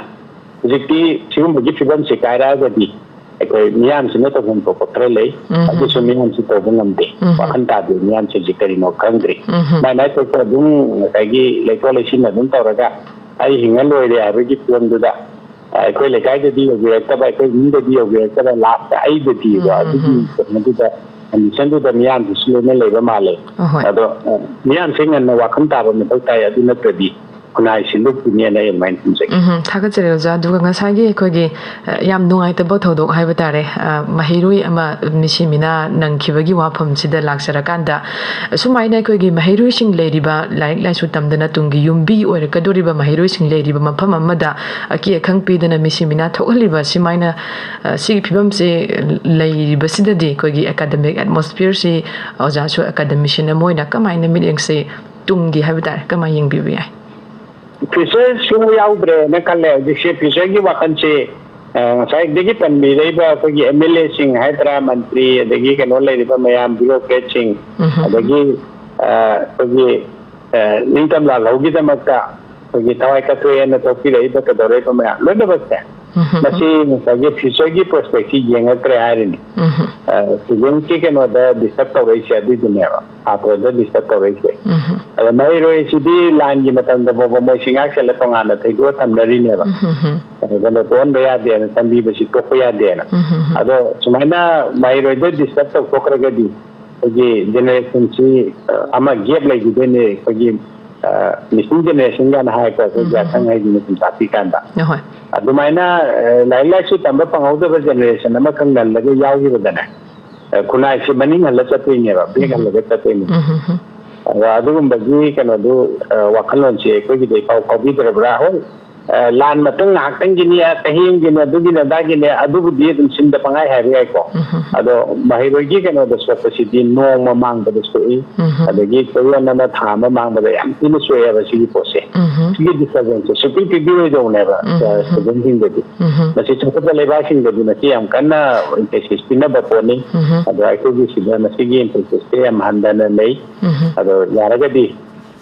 Jadi, mahiroi singgi kena ada disturb tu bersih, yang ini popa. Ada madu, kau disturb tu betul, ia hasil laga, ia disturb tu betul, adi, ia suppress tu betul bumlai ini ko, betul. Ada si kita Korean fair, kena ada situation, ada kau mahiroi singgi kena suara macam mana sendiri, kita mesti. Yang mahu tahu ni, nanti di polisi, kau kita mahu kadri ini macam tu. Hai, tak kecil saja, maka tak apa kalau kecil. Hello. Para ngasi ayok sudah ayam di sana begini ma'am. Hello. Tajare kita noise sang bedung atau hai bio, ming leifam hai bio. Ya para ayok sudah ay Ranjit khuman atom mereka gini. Hai bio Ranjit. Ay na lensin biwa sa lagi. Pwedeng dong lepas sa ikai kunal dari badagi ay na kanja ni si. ꯑꯩꯈꯣꯏꯒꯤ ꯉꯁꯤ ꯍꯧꯖꯤꯛ ꯈꯨꯟꯅꯥꯏꯁꯤꯗ ꯊꯦꯡꯅꯔꯤꯕ ꯁꯤꯗꯩꯁꯤꯗ ꯅꯥꯈꯩꯅꯅꯕ ꯍꯣꯠꯅꯕꯒꯤ ꯀꯔꯤꯒꯨꯝꯕ ꯃꯃꯤ ꯈꯔ ꯇꯥꯕꯒꯨꯝꯕ ꯑꯃ ꯂꯩꯕ꯭ꯔꯥ ꯍꯥꯏꯖꯕꯒꯤ ꯃꯔꯝꯗꯤ ꯑꯩꯈꯣꯏ ꯍꯧꯖꯤꯛ ꯌꯥꯝꯅ ꯀꯟꯅ ꯆꯤꯡꯈꯣꯡ ꯆꯤꯡꯌꯥꯗ ꯂꯥꯟꯕꯟ ꯁꯥꯗꯅ ꯃꯥꯒꯤ ꯂꯥꯂꯣꯏ ꯃꯌꯥꯝ ꯉꯥꯛꯅꯗꯅ ꯂꯩꯔꯤ ꯂꯥꯂꯣꯏꯁꯤꯡꯅ ꯂꯥꯟꯕꯟꯗ ꯉꯥꯛꯅꯗꯅ ꯂꯩꯔꯤ ꯃꯁꯤꯒꯤ ꯃꯔꯛꯁꯤꯗ ꯑꯩꯈꯣꯏ ꯇꯝꯄꯥꯛ ꯂꯝꯗ ꯀꯔꯤꯒꯨꯝꯕ ꯌꯥꯝꯅ ꯅꯨꯡꯉꯥꯏꯇꯕ ꯊꯧꯗꯣꯛ ꯋꯥꯊꯣꯛ ꯈꯔ ꯊꯣꯛꯂꯤꯕꯁꯤ ꯊꯑꯣꯏꯅ ꯃꯁꯤꯒꯤ ꯅꯥꯈꯩꯅꯕ ꯑꯃꯗꯤ ꯃꯤꯒꯤ ꯑꯩꯈꯣꯏꯒꯤ ꯆꯐꯨ ꯀꯥꯏꯔ ꯀ꯭ꯋꯥꯛꯅ ꯍꯔꯥꯎꯕ ꯑꯗꯨꯃꯥꯏꯅ ꯇꯧꯅꯅꯕ ꯁꯤꯟꯕꯒꯤ ꯃꯑꯣꯡ ꯃꯃꯤ ꯑꯃ ꯇꯥꯕ꯭ꯔꯥ ꯑꯃꯗꯤ ꯃꯁꯤ ꯇꯧꯔꯤꯕ ꯃꯁꯤꯒꯤ ꯊꯧꯗꯥꯡ ꯂꯧꯔꯤꯕ ꯃꯤꯁꯤꯡꯗꯨꯅ ꯅꯣꯡ ꯉꯥꯜꯂꯒ ꯃꯔꯝꯗꯨ ꯁꯨꯒꯥꯏꯅ ꯁꯦꯡꯇꯣꯔꯛꯅꯕꯒꯤ ꯃꯆꯥꯛꯇꯨꯃꯗꯤ ꯁꯦꯡꯇꯣꯔꯛꯄꯗꯨꯗꯤ ꯄꯥꯝꯃꯤ ꯃꯤꯁꯝ ꯑꯃ ꯑꯣꯏꯅ ꯃꯤꯌꯥꯝꯗꯁꯨ ꯇꯝꯃꯝꯅꯗꯅꯕ ꯑꯗꯒꯤ ꯑꯃꯅ ꯃꯣꯔꯦꯗ ꯌꯥꯝꯅ ꯇꯨꯀꯠꯆꯕ ꯑꯃꯅ ꯃꯣꯔꯦꯒꯤ ꯑꯩꯈꯣꯏꯒꯤ ꯃꯨꯁꯂꯤꯝ ꯅꯨꯄꯤꯁꯨ ꯌꯥꯎꯔꯦ ꯑꯗꯨꯒ ꯀꯨꯀꯤ ꯅꯨꯄꯤꯁꯤꯡꯁꯨ ꯄꯨꯜꯂꯒ WYꯗ ꯀꯩꯅꯣ ꯇꯦꯕ꯭ꯂꯦꯠ ꯂꯨꯄꯥ ꯀꯔꯣꯔ ꯃꯨꯛꯇꯤ ꯍꯥꯏꯕ꯭ꯔꯥ ꯍꯦꯟꯕ ꯃꯗꯨ ꯑꯁꯥꯝ ꯔꯥꯏꯐꯜꯅ ꯐꯥꯔꯕ ꯃꯇꯨꯡꯗ ꯊꯑꯣꯏꯅ ꯃꯗꯨ ꯃꯣꯏꯅ ꯐꯥꯔꯤꯕ ꯄꯣꯠꯇꯨ ꯆꯠꯅ ꯀꯥꯡꯂꯣꯟꯅ ꯌꯥꯗꯕ ꯑꯃꯗꯤ ꯍꯨꯅꯦ ꯍꯥꯏꯕꯁꯤ ꯈꯪꯗꯅ ꯊꯑꯣꯏꯅ ꯆꯤꯡꯃꯤ ꯅꯨꯄꯤꯁꯤꯡꯗꯨꯅ ꯑꯃꯗꯤ ꯃꯨꯁꯂꯤꯝ ꯅꯨꯄꯤꯁꯤꯡꯗꯨꯅ ꯊꯑꯣꯏꯅ ꯑꯁꯥꯝ ꯔꯥꯏꯐꯜ ꯑꯣꯟꯁꯤꯜꯂꯤꯕ ꯃꯑꯣꯡꯁꯤꯕꯨ ꯃꯁꯤꯕꯨ ꯃꯈꯣꯏ ꯀꯔꯤꯁꯨ ꯅꯥꯆꯨꯡꯗꯅ ꯇꯧꯔꯤꯕꯁꯤꯕꯨ ꯏꯟꯗꯤꯌꯥ ꯂꯩꯉꯥꯛꯅ ꯁꯨꯝ ꯌꯦꯡ ꯂꯩꯔꯤꯕꯁꯤꯒꯤ ꯃꯔꯝꯁꯤꯕꯨ ꯀꯔꯤꯅꯣ ꯑꯅꯤꯁꯤꯅ ꯏꯀꯥꯏ ꯈꯨꯝꯅꯖꯔꯤꯕ ꯁꯍꯔꯗꯒꯤ ꯈꯪꯖꯅꯤꯡꯉꯤ ꯊꯥꯒꯠꯆꯔꯤ ꯇꯦꯂꯤꯐꯣꯟ ꯊꯝꯕꯤꯁꯤ ꯔꯟꯖꯤꯠ ꯂꯦꯡꯁꯤꯟꯕꯤꯔꯕ ꯑꯣꯖꯥꯗꯒꯤ ꯋꯥꯐꯝ ꯋꯥꯈꯜꯂꯣꯟ ꯇꯥꯃꯤꯟꯅꯁꯦ ꯑꯣꯖꯥ ꯀꯣꯂꯔꯅ ꯊꯝꯕꯤꯔꯛꯂꯤꯕ ꯑꯁꯤ ꯋꯥꯐꯝ ꯑꯅꯤꯅꯤ ꯃꯤꯠꯌꯦꯡꯁꯤ ꯀꯃꯥꯏꯅ ꯌꯦꯡꯕꯤꯕ ꯌꯥꯏ ꯊꯝꯕꯤꯌꯨ ꯑꯣꯖꯥ ꯇꯥꯃꯤꯟꯅꯁꯦ ꯑꯅꯤꯃꯛꯁꯤ ꯇꯣꯉꯥꯟꯕ ꯅꯠꯇꯦ ꯑꯄꯨꯟꯕ ꯑꯃꯈꯛꯇꯅꯤ ꯑꯗꯤ ꯉꯁꯥꯏꯒꯤ ꯑꯩꯅꯁꯨ ꯍꯧꯕꯗ ꯑꯗꯨꯃꯥꯏꯅ ꯄꯟꯖꯈꯤꯕ ꯃꯄꯥꯟꯒꯤ ꯈꯨꯠꯁꯤꯗꯅ ꯑꯣꯠꯄ꯭ꯔꯥꯅ ꯍꯥꯏꯗꯣ ꯑꯗꯣ ꯁꯤꯗꯩꯗ ꯈꯨꯠꯁꯤ ꯑꯗꯨꯝ ꯌꯥꯝꯃꯤ ꯃꯄꯥꯟꯒꯤ ꯀꯨꯔꯅ ꯍꯥꯏꯁꯤꯗ ꯑꯩꯈꯣꯏꯒꯤ ꯃꯅꯨꯡ ꯃꯄꯥꯟꯗꯣ ꯃꯅꯨꯡꯗꯗꯤ ꯑꯗꯨꯝ ꯂꯩꯕ ꯑꯗꯨꯒ ꯋꯥꯈꯟꯗꯣ ꯃꯄꯥꯟꯒꯤ ꯑꯣꯏꯕ ꯀꯩꯅꯣ ꯈꯔꯁꯨ ꯑꯗꯨꯝ ꯌꯥꯎꯗꯕ ꯅꯠꯇꯦ ꯑꯗꯨ ꯃꯌꯥꯝꯗꯣ ꯂꯣꯏ ꯌꯥꯎꯔꯤꯅꯤ ꯑꯁꯥꯝ ꯔꯥꯏꯐꯜꯅ ꯉꯁꯥꯏꯒꯤ ꯗ꯭ꯔꯒ ꯐꯥꯔꯨꯕꯗ ꯇꯧꯔꯤꯕ ꯄꯣꯠꯁꯤ ꯁꯤꯅ ꯇꯥꯛꯏꯗꯤ ꯃꯥꯒꯤ ꯏꯟꯗꯤꯀꯦꯁꯟ ꯑꯃꯈꯛ ꯂꯩꯀꯣ ꯍꯥꯟꯅꯅ ꯑꯁꯥꯝ ꯔꯥꯏꯐꯜꯁꯤ ꯂꯣꯏꯅ ꯁꯤꯒꯨꯝꯕ ꯃꯌꯥꯝꯁꯤ ꯇꯧꯕꯁꯤ ꯂꯣꯏ ꯈꯪꯉꯦꯕ ꯃꯣꯏ ꯐꯥꯔꯝꯗꯦꯕ ꯃꯣꯏ ꯃꯊꯪ ꯅꯠꯇꯦꯅ ꯂꯩꯊꯣꯛꯑꯝꯃꯦꯕ ꯑꯍꯥꯟꯕꯗ ꯅꯠꯇ꯭ꯔꯒ ꯃꯣꯏꯁꯨ ꯑꯗꯨꯝ ꯌꯥꯅꯕ ꯈꯔꯒꯤ ꯃꯈꯥꯗ ꯁꯤꯒꯨꯝꯕꯁꯤꯡꯁꯦ ꯑꯗꯨꯝ ꯃꯣꯏꯒ ꯌꯥꯅꯔꯒ ꯇꯧꯔꯝꯕ ꯊꯕꯛꯇꯒꯤ ꯑꯗꯨꯅ ꯍꯧꯖꯤꯛꯁꯤ ꯌꯥꯔꯛꯇꯗꯅ ꯍꯥꯏꯗꯤ ꯀꯩꯅꯣꯒꯤ ꯍꯌꯦꯡꯒꯤ ꯃꯥꯏꯌꯣꯟꯁꯤ ꯈꯤꯇꯪ ꯍꯣꯡꯉꯛꯄ ꯍꯥꯏꯗꯣꯏꯔꯥ ꯂꯣꯏꯅꯗꯒꯤ ꯃꯥꯏꯌꯣꯟꯁꯤ ꯈꯤꯇꯪ ꯍꯣꯡꯉꯛꯄ ꯍꯥꯏꯗꯣꯏꯔꯥ ꯌꯥꯔꯛꯇꯗꯅ ꯐꯥꯔꯨꯕꯅꯦꯕ ꯑꯗꯨꯗ ꯊꯣꯛꯄ ꯏꯔꯥꯡ ꯑꯣꯏꯅꯦꯅ ꯈꯜꯂꯦ ꯍꯥꯟꯅ ꯏꯈꯪ ꯈꯪꯅꯕꯁꯤꯡ ꯍꯥꯏꯗꯤ ꯇꯧꯔꯤꯕ ꯀꯩꯅꯣꯗꯨꯗ ꯊꯣꯛꯏꯕ ꯊꯧꯗꯣꯛꯇꯨꯗ ꯑꯗꯨꯝ ꯃꯣꯏꯒꯤ ꯑꯃꯒ ꯁꯨꯝ ꯇꯣꯔꯣꯛ ꯈꯣꯟꯗꯥꯅꯕꯒꯤ ꯃꯃꯤꯒꯁꯨ ꯑꯗꯨꯝ ꯂꯣꯏ ꯎꯏꯌꯦ ꯑꯩꯈꯣꯏꯅ ꯚꯤꯗꯤꯑꯣ ꯐꯨꯇꯦꯖꯇꯪ ꯃꯇꯦꯛ ꯑꯃ ꯌꯦꯡꯕꯗꯨꯗ ꯑꯗꯨꯒꯤ ꯄꯣꯠꯇꯨ ꯂꯣꯏ ꯎꯔꯤꯑꯕ ꯍꯥꯏꯗꯤ ꯇꯝꯄꯥꯛꯀꯤ ꯁ꯭ꯋꯥꯏꯗ ꯇꯧꯕ ꯑꯣꯏꯔꯝꯃꯣꯅꯦ ꯑꯗꯨꯒꯤ ꯃꯣꯞꯇꯣ ꯔꯕꯔ ꯕꯨꯂꯦꯠꯀ ꯀꯥꯞꯇꯅ ꯅꯣꯡꯃꯩ ꯀꯥꯞꯊꯣꯔꯛꯇꯅ ꯃꯤ ꯁꯤꯅꯦꯕꯀꯣ ꯑꯗꯨꯃꯛꯇꯤ ꯊꯣꯛꯄꯗꯤ ꯊꯣꯛꯇ꯭ꯔꯤꯑꯕ ꯑꯗꯨꯅ ꯏꯈꯪ ꯈꯪꯅꯅ ꯅꯍꯥꯟꯈꯩ ꯁꯨꯝ ꯇꯧꯕ ꯌꯥꯔꯝꯃꯒ ꯅꯣꯏ ꯍꯟꯗꯛ ꯀꯩꯗꯧꯕꯩ ꯐꯥꯔꯤꯅꯣꯒ ꯍꯥꯏꯕꯒꯤ ꯄꯣꯠ ꯑꯗꯣꯝꯗ ꯑꯗꯨꯒꯤ ꯃꯃꯤ ꯑꯃ ꯇꯥꯕꯗꯧꯅ ꯃꯗꯨꯃꯛꯅꯤ ꯍꯥꯏꯖꯕ ꯅꯠꯇꯦꯀꯣ ꯑꯗꯨꯃꯥꯏꯅ ꯌꯦꯡꯕ ꯌꯥꯕ ꯀꯩꯅꯣꯁꯨ ꯑꯗꯨꯝ ꯎꯗꯕ ꯅꯠꯇꯦ ꯑꯗꯨ ꯃꯌꯥꯝꯗꯣ ꯎꯏ ꯑꯗꯣ ꯀꯩꯅꯣꯅꯦ ꯆꯤꯡꯅ ꯑꯁꯥꯝ ꯔꯥꯏꯐꯜꯅ ꯉꯥꯛꯄ ꯑꯗꯒꯤ ꯇꯝꯄꯥꯛꯅ ꯀꯃꯥꯟꯗꯣꯅ ꯉꯥꯛꯄꯅ ꯍꯥꯏꯗꯣꯏꯔꯥ ꯍꯧꯖꯤꯛꯁꯦ ꯑꯇꯩꯒꯤ ꯍꯥꯏꯕ ꯀꯤꯔꯦꯀꯣ ꯑꯗꯨꯃꯥꯏꯅꯒ ꯍꯥꯏꯗꯣꯏꯔꯥ ꯑꯗꯨꯒꯤ ꯐꯤꯕꯝꯗꯨꯗ ꯁ꯭ꯋꯥꯏꯗꯁꯨ ꯉꯁꯥꯏꯒꯤ ꯀꯩꯅꯣꯁꯤ ꯊꯣꯛꯍꯜꯂꯒ ꯀꯔꯤꯒꯨꯝꯕ ꯏꯔꯥꯡ ꯈꯔ ꯁꯥꯒꯠꯂꯒ ꯊꯣꯛꯍꯜꯂꯒ ꯑꯗꯒꯤ ꯀꯃꯥꯟꯗꯣꯁꯤꯡ ꯑꯗꯒꯤ ꯁ꯭ꯇꯦꯠ ꯐꯣꯔꯁꯁꯤꯡ ꯀꯩꯅꯣꯗ ꯆꯤꯡꯈꯣꯡ ꯆꯤꯡꯌꯥꯗ ꯉꯥꯏꯕ ꯃꯌꯥꯝꯁꯤ ꯂꯧꯊꯣꯛꯅꯕ ꯍꯣꯠꯅꯕꯒꯨꯝꯕ ꯑꯗꯩ ꯇꯝꯄꯥꯛꯇ ꯏꯔꯥꯡ ꯂꯩꯔꯦ ꯍꯥꯏꯔꯗꯤ ꯑꯗꯨ ꯀꯟꯇ꯭ꯔꯣꯜ ꯇꯧꯅꯕ ꯈꯔ ꯑꯃꯨꯛ ꯆꯤꯡꯊꯣꯔꯛꯇꯕ ꯌꯥꯗꯦꯗꯅꯀꯣ ꯏꯃꯔꯖꯦꯟꯁꯤꯅꯦ ꯀꯥꯏꯅ ꯍꯥꯏꯔꯒ ꯑꯃꯨꯛꯇꯪ ꯐꯠ ꯂꯥꯎ ꯊꯣꯛꯂꯛꯈ꯭ꯔꯒꯗꯤ ꯑꯃꯨꯛ ꯍꯜꯂꯒ ꯊꯥꯖꯤꯟꯗꯕꯁꯨ ꯌꯥꯏꯗꯅ ꯑꯗꯨꯒꯨꯝꯕꯒꯤ ꯄ꯭ꯂꯥꯟꯒ ꯇꯧꯕꯖꯥꯠꯂꯥ ꯑꯗꯨꯁꯨ ꯑꯗꯨꯝ ꯌꯦꯡꯅꯤꯡꯉꯥꯏ ꯃꯆꯥꯛ ꯉꯥꯛꯇꯅꯤ ꯁꯤꯒꯤ ꯃꯅꯨꯡꯁꯤ ꯌꯥꯝ ꯀꯩꯅꯣ ꯑꯣꯏꯈ꯭ꯔꯦ ꯀꯝꯄ꯭ꯂꯦꯛꯁ ꯌꯥꯝ ꯊꯤꯅ ꯑꯣꯏꯈ꯭ರೆ ꯑꯗꯨꯒ ꯀꯝꯄ꯭ꯂꯦꯛꯁꯁꯤ ꯍꯦꯟꯅ ꯑꯣꯏꯍꯜꯂꯒ ꯃꯤꯌꯥꯝꯁꯤ ꯑꯃꯨꯛꯀ ꯍꯦꯟꯅ ꯉꯥꯎꯍꯜꯂꯤꯅꯦ ꯑꯗ ꯁꯨꯝ ꯉꯥꯎꯍꯟꯕ ꯁꯨꯝ ꯑꯣꯜꯂꯒ ꯁꯨꯝ ꯉꯥꯎꯍꯟꯕ ꯑꯃꯔꯣꯝꯗꯁꯨ ꯉꯥꯎꯍꯟꯕꯀꯣ ꯑꯗ ꯉꯁꯥꯏꯒꯤ ꯀꯩꯅꯣꯗ ꯃꯨꯁꯂꯤꯝ ꯅꯨꯄꯤ ꯈꯔ ꯌꯥꯎꯏ ꯈꯣꯠꯂꯦꯅ ꯀꯩꯅꯣꯃ ꯍꯧꯖꯤꯛ ꯀꯩꯅꯣꯅ ꯄꯟꯕꯤꯔꯛꯏꯗꯣ ꯑꯩꯃꯛꯇꯤ ꯀꯥꯡꯂꯨꯞꯀꯤ ꯑꯣꯏꯅ ꯉꯁꯥꯏꯒꯤ ꯈ꯭ꯔꯤꯁꯇꯤꯅꯤ ꯅꯠꯇ꯭ꯔꯒ ꯃꯨꯁꯂꯤꯝꯅꯦꯁꯤ ꯀꯔꯤꯝ ꯄꯟꯅꯤꯡꯉꯝꯗꯕꯅꯤ ꯆꯨꯝꯅ ꯗ꯭ꯔꯒ ꯀꯔꯕꯥꯔ ꯇꯧꯕ ꯀꯥꯡꯕꯨ ꯍꯥꯏꯅ ꯑꯗꯨꯝ ꯍꯥꯏꯅꯤꯡꯉꯝꯕꯅꯤ ꯑꯗꯨ ꯗ꯭ꯔꯒ ꯀꯔꯕꯥꯔꯒꯤ ꯃꯇꯥꯡꯁꯤꯗꯗꯤ ꯑꯩꯈꯣꯏꯅ ꯃꯀꯣꯛꯇꯩꯁꯨ ꯑꯗꯨꯝ ꯍꯥꯏꯔ ꯂꯥꯛꯆꯈ꯭ꯔꯦꯀꯣ ꯃꯁꯤ ꯀꯥꯡꯂꯨꯞꯇ ꯖꯥꯇꯤꯗ ꯄꯨꯁꯟꯕꯤꯅꯣ ꯍꯥꯏꯅ ꯃꯨꯁꯂꯤꯝ ꯂꯣꯏꯅꯃꯛ ꯗ꯭ꯔꯒ ꯀꯔꯕꯥꯔ ꯇꯧꯕ ꯅꯠꯇꯦ ꯀꯨꯀꯤ ꯂꯣꯏꯅꯃꯛ ꯗ꯭ꯔꯒ ꯀꯔꯕꯥꯔ ꯇꯧꯕ ꯅꯠꯇꯦ ꯑꯗꯨꯒ ꯃꯩꯇꯩ ꯂꯣꯏꯅꯃꯛ ꯗ꯭ꯔꯒ ꯀꯔꯕꯥꯔ ꯇꯧꯗꯕꯁꯨ ꯅꯠꯇꯦ ꯁꯤꯁꯨ ꯑꯃꯨꯛ ꯑꯩꯈꯣꯏꯅ ꯈꯪꯕꯤꯒꯗꯧꯅꯦꯕ ꯇꯥꯟꯖꯥꯗ꯭ꯔꯗꯤ ꯈ꯭ꯋꯥꯏꯗꯒꯤ ꯆꯥꯎꯕ ꯄꯨꯀꯣꯛ ꯄꯨꯔꯦꯟꯗꯨꯗꯤ ꯃꯩꯇꯩ ꯃꯔꯛꯇ ꯂꯩꯔꯝꯕꯁꯨ ꯌꯥꯔꯤ ꯄꯣꯠꯅꯦꯕ ꯑꯗꯒꯤ ꯃꯌꯥꯡꯁꯨ ꯑꯣꯏꯔꯝ ꯌꯥꯔꯤ ꯄꯣꯠꯅꯦꯕ ꯃꯌꯥꯡ ꯁꯦꯟꯖꯥꯎ ꯄꯥꯏꯕ ꯑꯆꯧꯕ ꯑꯃꯅ ꯃꯩꯇꯩꯁꯨ ꯁꯤꯖꯤꯟꯅꯕ ꯀꯨꯀꯤꯁꯨ ꯁꯤꯖꯤꯟꯅꯕ ꯑꯗꯒꯤ ꯄꯥꯡꯒꯟꯁꯨ ꯁꯤꯖꯤꯟꯅꯕ ꯃꯌꯥꯝꯗꯨ ꯁꯤꯖꯤꯟꯅꯔ ꯇꯧꯕ ꯑꯣꯏꯔꯝꯕꯁꯨ ꯌꯥꯔꯤ ꯄꯣꯠꯅꯦꯕ ꯑꯗꯒꯤ ꯇꯨꯃꯤꯟꯅ ꯂꯩꯔꯤꯕ ꯅꯥꯒꯥ ꯃꯔꯛꯁꯤꯗ ꯗ꯭ꯔꯒ ꯂꯂꯣꯟꯕ ꯌꯥꯎꯔꯝꯃꯣꯏ ꯍꯦꯛꯇ ꯍꯥꯏꯔꯨꯕꯁꯨ ꯌꯥꯄꯣꯟꯇꯦꯕ ꯀꯔꯤꯝ ꯀꯥꯟꯗ ꯍꯦꯛꯇ ꯐꯥꯗꯣꯔꯤꯕꯅꯤ ꯃꯣꯏ ꯃꯔꯛꯇꯩꯁꯨ ꯀꯣ ꯑꯗꯨꯅ ꯗ꯭ꯔꯒ ꯀꯔꯕꯥꯔ ꯇꯧꯕ ꯍꯥꯏꯁꯤꯅ ꯀ꯭ꯔꯤꯃꯤꯅꯦꯜ ꯃꯗꯨ ꯖꯥꯇꯤꯒꯤ ꯋꯥ ꯅꯠꯇꯦ ꯀꯩꯅꯣꯗ ꯄꯥꯡꯒꯟꯗꯅ ꯀꯨꯀꯤꯅ ꯇꯥꯏꯅꯕꯤꯗꯕ ꯌꯥꯔꯤꯈꯩꯗꯤ ꯁꯤꯒꯨꯝꯕꯒꯤ ꯄꯣꯠꯁꯤꯗꯀꯣ ꯀ꯭ꯔꯤꯃꯤꯅꯦꯜ ꯏꯁ ꯀ꯭ꯔꯤꯃꯤꯅꯦꯜ ꯃꯩꯇꯩꯗ ꯑꯣꯏꯒꯦꯔꯥ ꯄꯥꯡꯒꯟꯗ ꯑꯣꯏꯒꯦꯔꯥ ꯑꯃꯗ ꯑꯣꯏꯒꯦꯔꯥ ꯑꯗꯨꯒꯤ ꯀ꯭ꯔꯤꯃꯤꯅꯦꯜꯗꯨ ꯉꯥꯛꯅꯕꯒꯤ ꯑꯣꯏꯅ ꯑꯗꯨꯒꯤ ꯋꯥꯈꯜꯂꯣꯟ ꯂꯣꯝꯗ ꯁꯤ ꯄꯨꯕ ꯉꯝꯃꯀꯥꯟꯗ ꯗꯦꯚꯂꯞ ꯁꯣꯁꯥꯏꯇꯤꯗꯨ ꯂꯥꯛꯇꯣꯏꯅꯦꯕ ꯑꯩꯈꯣꯏꯁꯦ ꯑꯗꯣꯝꯗ ꯄꯨꯕ ꯉꯝꯗ꯭ꯔꯤ ꯃꯥꯅꯦ ꯑꯩꯈꯣꯏꯒꯤ ꯋꯥꯈꯜꯂꯣꯟꯁꯦ ꯍꯦꯛꯇ ꯄꯥꯡꯒꯟꯗꯅ ꯍꯦꯛꯇ ꯇꯥꯏꯅꯕꯒꯤ ꯋꯥꯈꯜꯂꯣꯟꯗ ꯂꯩꯕ ꯀꯨꯀꯤꯅ ꯍꯦꯛꯇ ꯎꯕꯒꯤ ꯋꯥꯈꯜꯂꯣꯟꯗ ꯑꯗꯣꯝꯗ ꯂꯩꯔꯤꯕ ꯄꯣꯠꯁꯤ ꯑꯩꯈꯣꯏꯒꯤ ꯈꯤꯇꯪ ꯁꯣꯏꯔꯤꯌꯦ ꯁꯤꯒꯤꯁꯤꯗꯤ ꯇꯁꯦꯡꯅ ꯀꯩꯅꯣ ꯇꯧꯔꯤꯕ ꯀꯥꯡꯕꯨ ꯀ꯭ꯔꯥꯏꯝ ꯇꯧꯔꯤꯕ ꯀꯥꯡꯕꯨꯗꯨ ꯂꯣꯠꯅꯕꯒꯤ ꯈꯨꯗꯣꯡꯆꯥꯕ ꯑꯃ ꯄꯤꯌꯦꯕ ꯍꯥꯏꯗꯤ ꯀꯨꯀꯤꯅ ꯀꯨꯀꯤ ꯆꯕꯥ ꯑꯣꯏꯅ ꯇꯥꯏꯅ ꯂꯩꯈ꯭ꯔꯗꯤ ꯉꯁꯥꯏꯒꯤ ꯀꯨꯀꯤ ꯀꯔꯕꯥꯔꯋꯥꯂꯥ ꯗ꯭ꯔꯒ ꯀꯔꯕꯥꯔꯋꯥꯂꯥ ꯀꯔꯕꯥꯔ ꯇꯧꯔꯤꯕ ꯀꯨꯀꯤꯗꯨꯁꯨ ꯂꯣꯠꯄ ꯂꯥꯏꯔꯅꯤ ꯄꯥꯡꯒꯟꯗꯨꯁꯨ ꯂꯣꯠꯄ ꯂꯥꯏꯔꯅꯤ ꯃꯩꯇꯩꯗꯨꯁꯨ ꯂꯣꯠꯄ ꯂꯥꯏꯔꯅꯦꯕ ꯑꯗꯣ ꯃꯣꯏ ꯂꯣꯠꯄ ꯂꯥꯏꯍꯟꯅꯕꯒꯤ ꯀꯩꯅꯣ ꯑꯃꯔꯣꯝꯗ ꯈꯣꯡꯖꯪ ꯑꯃꯔꯣꯝꯗ ꯃꯣꯏꯅ ꯁꯤꯜꯂꯛꯄ ꯃꯣꯏꯒꯤ ꯂꯥꯡꯗꯨꯗ ꯃꯣꯏꯒꯤ ꯇ꯭ꯔꯦꯞꯇꯨꯗ ꯃꯤꯌꯥꯝꯁꯦ ꯊꯨꯔꯒ ꯂꯩꯔꯦꯕ ꯑꯗꯨꯒꯤ ꯄꯣꯠꯇꯨꯅꯤ ꯍꯧꯖꯤꯛ ꯊꯣꯛꯂꯛꯏꯕ ꯄꯣꯠꯁꯦ ꯑꯗꯣ ꯀꯩꯅꯣꯗ ꯑꯩꯈꯣꯏꯒꯤ ꯀꯣꯂꯔꯅ ꯍꯧꯖꯤꯛ ꯍꯥꯏꯕꯤꯅꯤꯡꯉꯤꯕ ꯍꯥꯏꯇꯥꯔꯦ ꯐꯣꯡꯗꯣꯛꯄꯤꯅꯤꯡꯉꯤꯕ ꯄꯣꯠꯇꯨ ꯑꯗꯨꯝ ꯌꯥꯝ ꯃꯌꯦꯛ ꯁꯦꯡꯉꯤ ꯑꯩꯈꯣꯏꯗ ꯆꯃꯝꯅꯍꯟꯕ ꯄꯣꯠ ꯑꯃ ꯃꯄꯥꯟꯒꯤ ꯄꯣꯠ ꯑꯃꯅ ꯅꯥꯀꯟꯗ ꯃꯁꯤ ꯆꯞ ꯃꯥꯟꯅꯕ ꯏꯚꯦꯟꯅꯤ ꯑꯗꯩꯗ ꯀꯩꯅꯣꯗꯅ ꯆꯤꯡꯗꯅ ꯉꯁꯥꯏꯒꯤ ꯆꯤꯡꯒꯤ ꯂꯩꯔꯤꯕ ꯂꯣꯏꯅꯗꯒꯤ ꯀꯩꯅꯣꯗꯒꯤ ꯐꯤꯕꯝ ꯉꯥꯛꯏꯕꯗꯒꯤ ꯐꯤꯕꯝꯒꯤ ꯃꯇꯨꯡ ꯏꯟꯅ ꯇꯧꯕ ꯇꯝꯄꯥꯛꯇꯅ ꯇꯝꯄꯥꯛꯀꯤ ꯂꯩꯔꯤꯕꯗꯤ ꯐꯤꯕꯝ ꯑꯣꯏꯅ ꯇꯧꯕ ꯇꯣꯉꯥꯟꯅꯔꯦꯀꯣ ꯍꯧꯖꯤꯛꯇꯤ ꯑꯗꯨꯝ ꯍꯦꯛ ꯍꯧꯕꯗꯒꯤ ꯑꯩꯈꯣꯏꯒꯤ ꯑꯣꯅꯔꯦꯕꯜ ꯆꯤꯐ ꯃꯤꯅꯤꯁꯇꯔꯅ ꯑꯦꯌꯥꯔꯄꯣꯔꯠꯇ ꯁꯣꯏꯗꯅ ꯍꯥꯏꯗꯣꯛꯈꯤꯕ ꯁ꯭ꯇꯦꯠꯃꯦꯟ ꯑꯃꯈꯛꯇꯨꯒꯤ ꯐꯣꯂꯣ ꯑꯞꯇꯨꯒꯤꯁꯨ ꯑꯗꯨꯝ ꯀꯥꯏꯗꯕꯤ ꯑꯗꯨം ꯂꯩ ꯁꯣꯏꯗꯅ ꯍꯥꯏꯗꯣꯛꯈꯤꯕ ꯍꯥꯏꯗꯤ ꯀꯩꯅꯣꯗꯣ ꯄꯣꯠꯇꯨ ꯁꯣꯏꯕ ꯅꯠꯇꯕ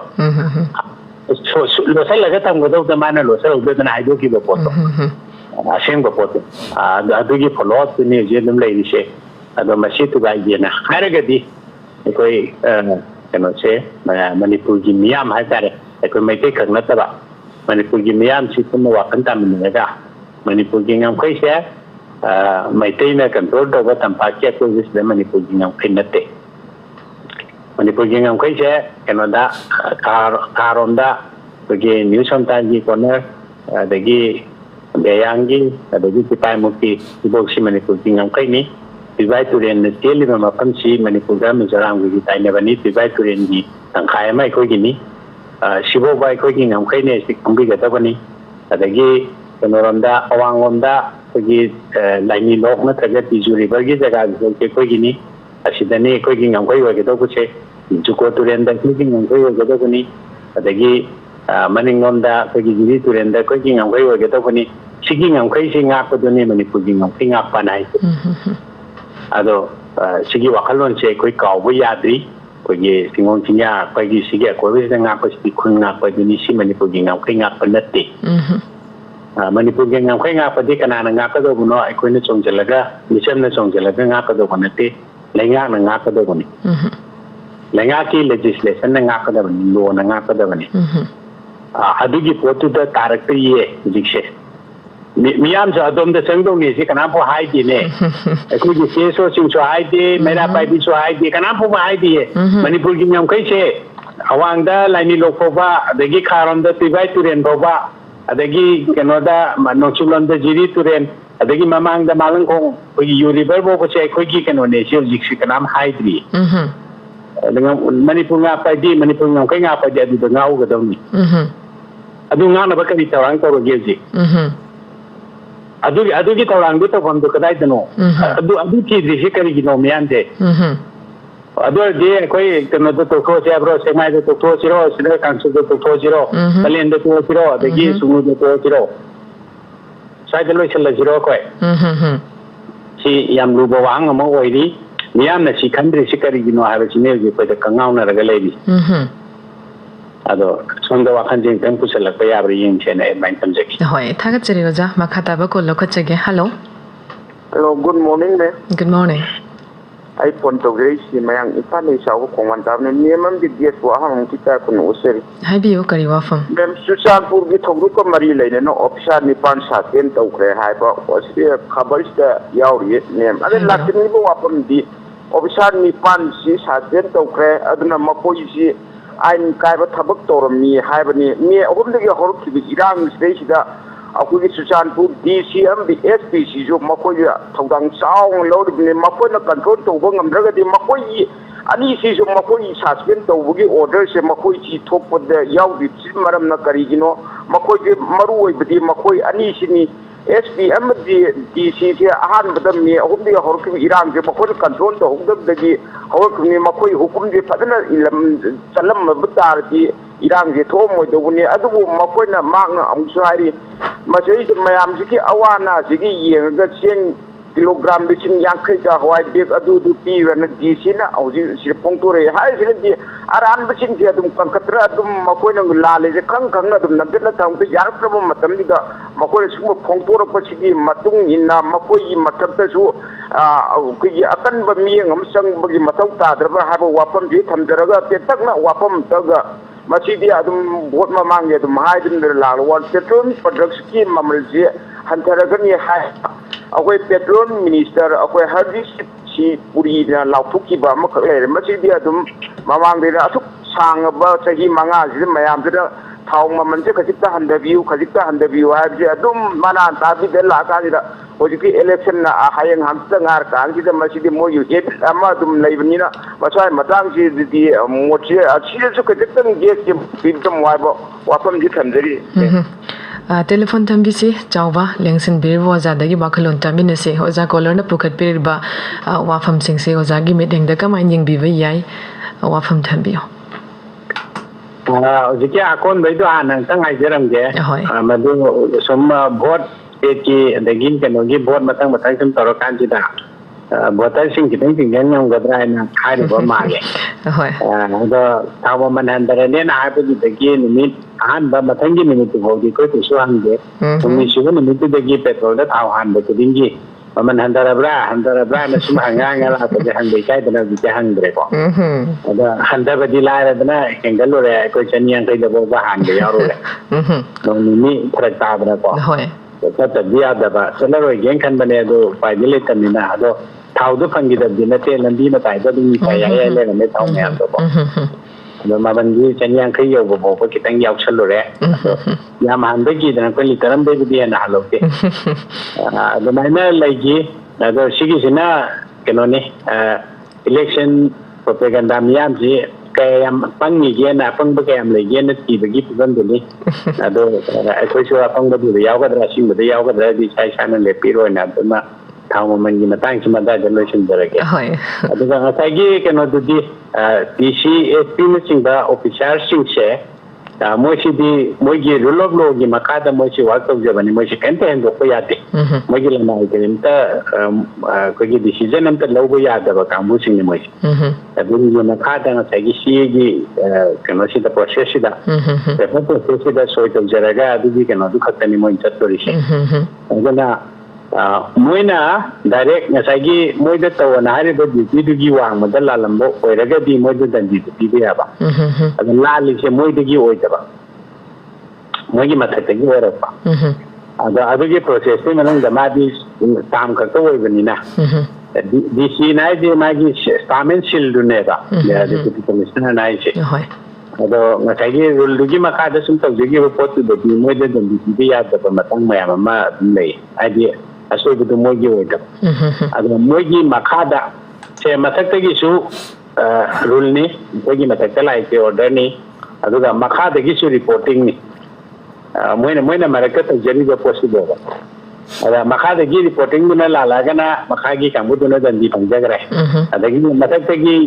लाइबा रूल केनोदुना ऑर्डरदुना लानबो रगना ऑर्डर तरेबा कांबुदुना रेस्पोंसिबल लग्जगरे दंदी कनाना पिनियन रे पिबा अदगी पोस्टुबल लग्जगरे मोइसे मरकता इनिटी खरे लेरगा लेजो ऑफिसरसिने अदुना मोइदे दंदी लाक्तबने कोई मोइना सोइबने हाइदुबुदु दुम खांबा मोइगी सु असोइबा सुले लेत्रे हाइबदि नते मोइगी जासोइबा मतांग दुम लाकनी अदुबो मोइसु agent officer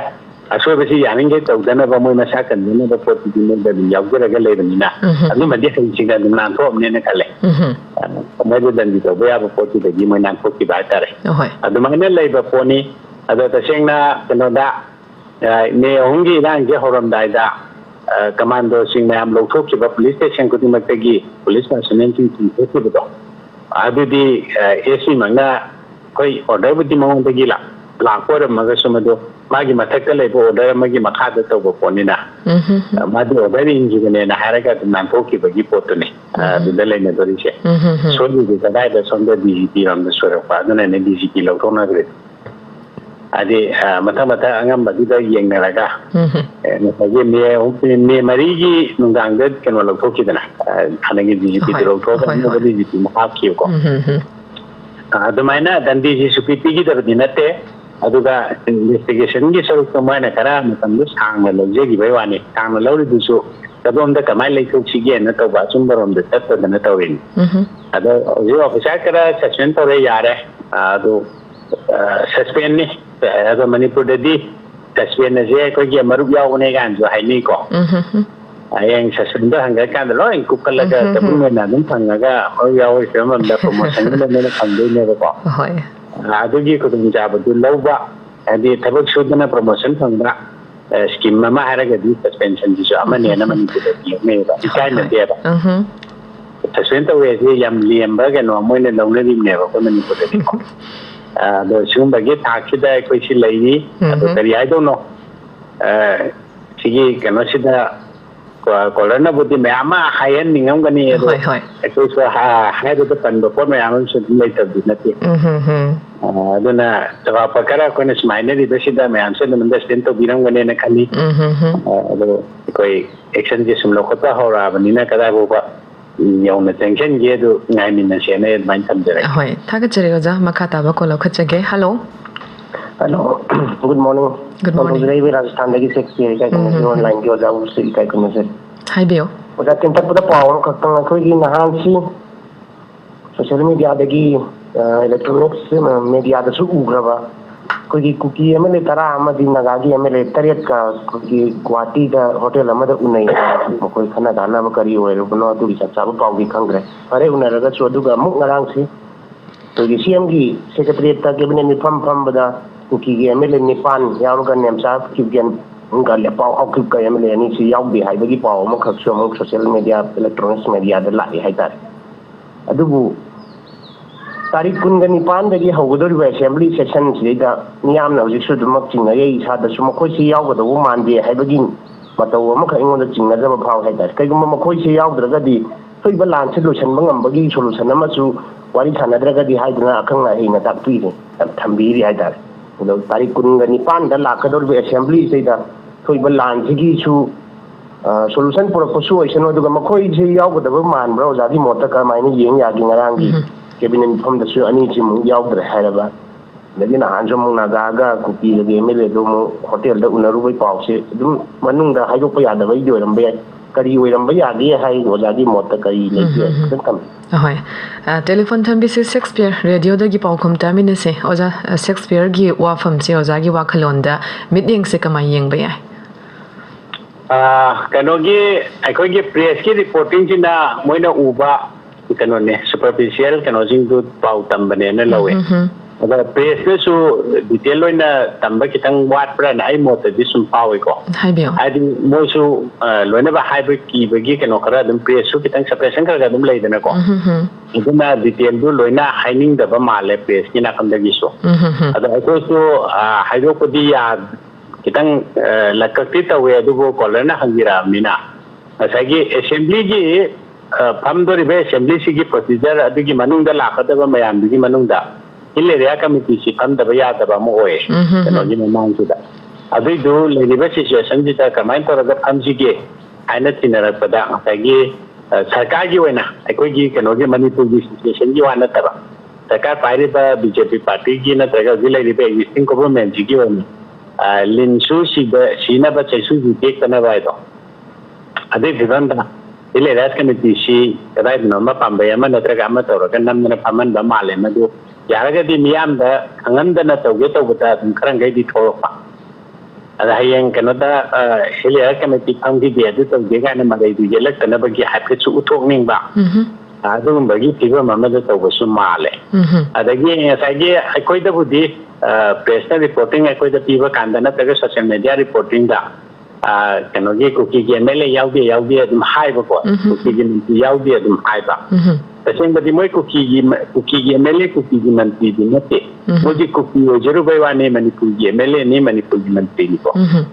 sima choi ko understand tau si adi kuki gi mele araga di separation separate administration ai ko ne pitop ka samana re kuki gi body im lai ba mana re adu moi cha adu ma sinate kuki o jabagi wa ne Manipur gi MLA ado Manipur gi MLA sida ka ba ya ba si kuki su ka ba ya naga su ka ba ya pangan su ka ba ya Nepali su ka ba ya Nepali bole pa ya karami ko hana so thata ko ba ma karami ado sumaina kano kudi machi leminari ba ko gi pro Manipuri hai ba si gi manung da chan ga do ba solution de na magi kano da khanna ba duda amani ado ga Manipuri hai ba sida chan ga do ba mai tai na no oi ba backbone oi ba khatar mai kai sina mayang oi raga hai budi ko gi yanglen keno si oi raga backbone si oi raga atai mayam ma si siya na Manipuri so lab yaw ga da ba ko gi keno khre le ba puru kun sa manga le yi ko hai bi ye keno sa bot ko gi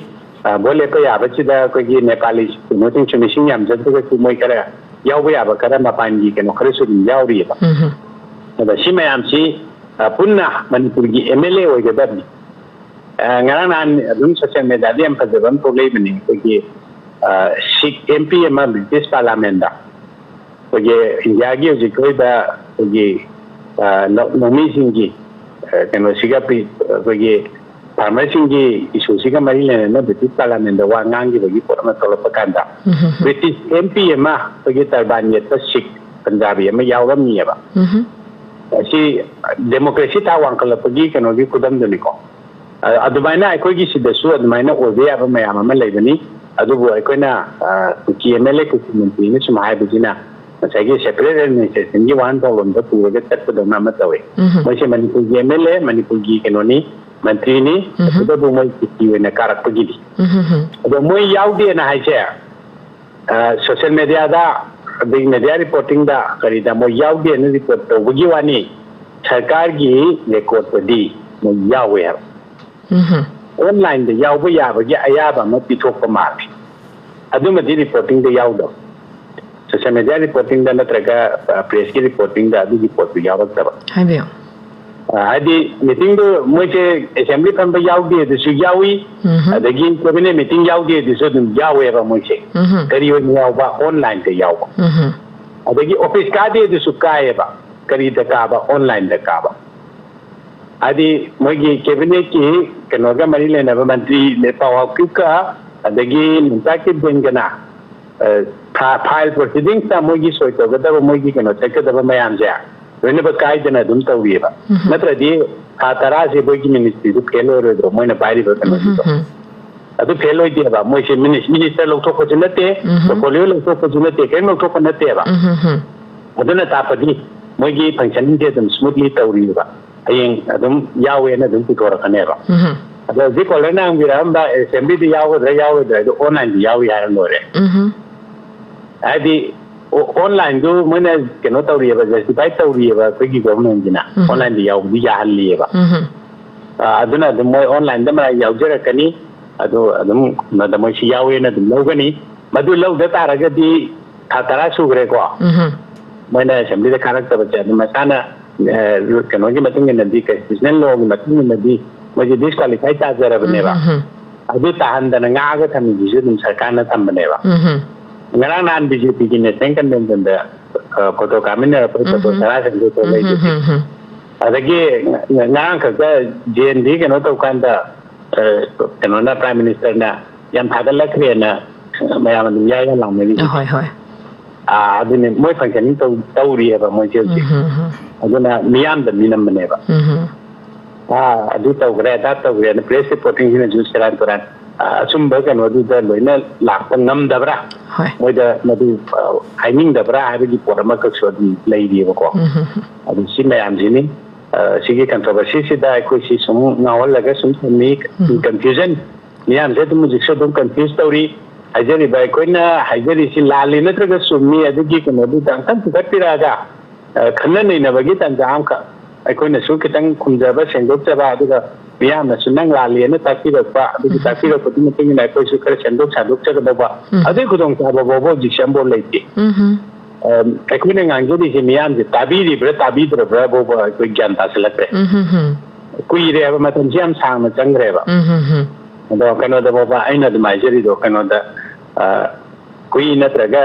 yen हौदों train तो बोबो the मोय कनो the जना हैरनेबा ये कनो मरकी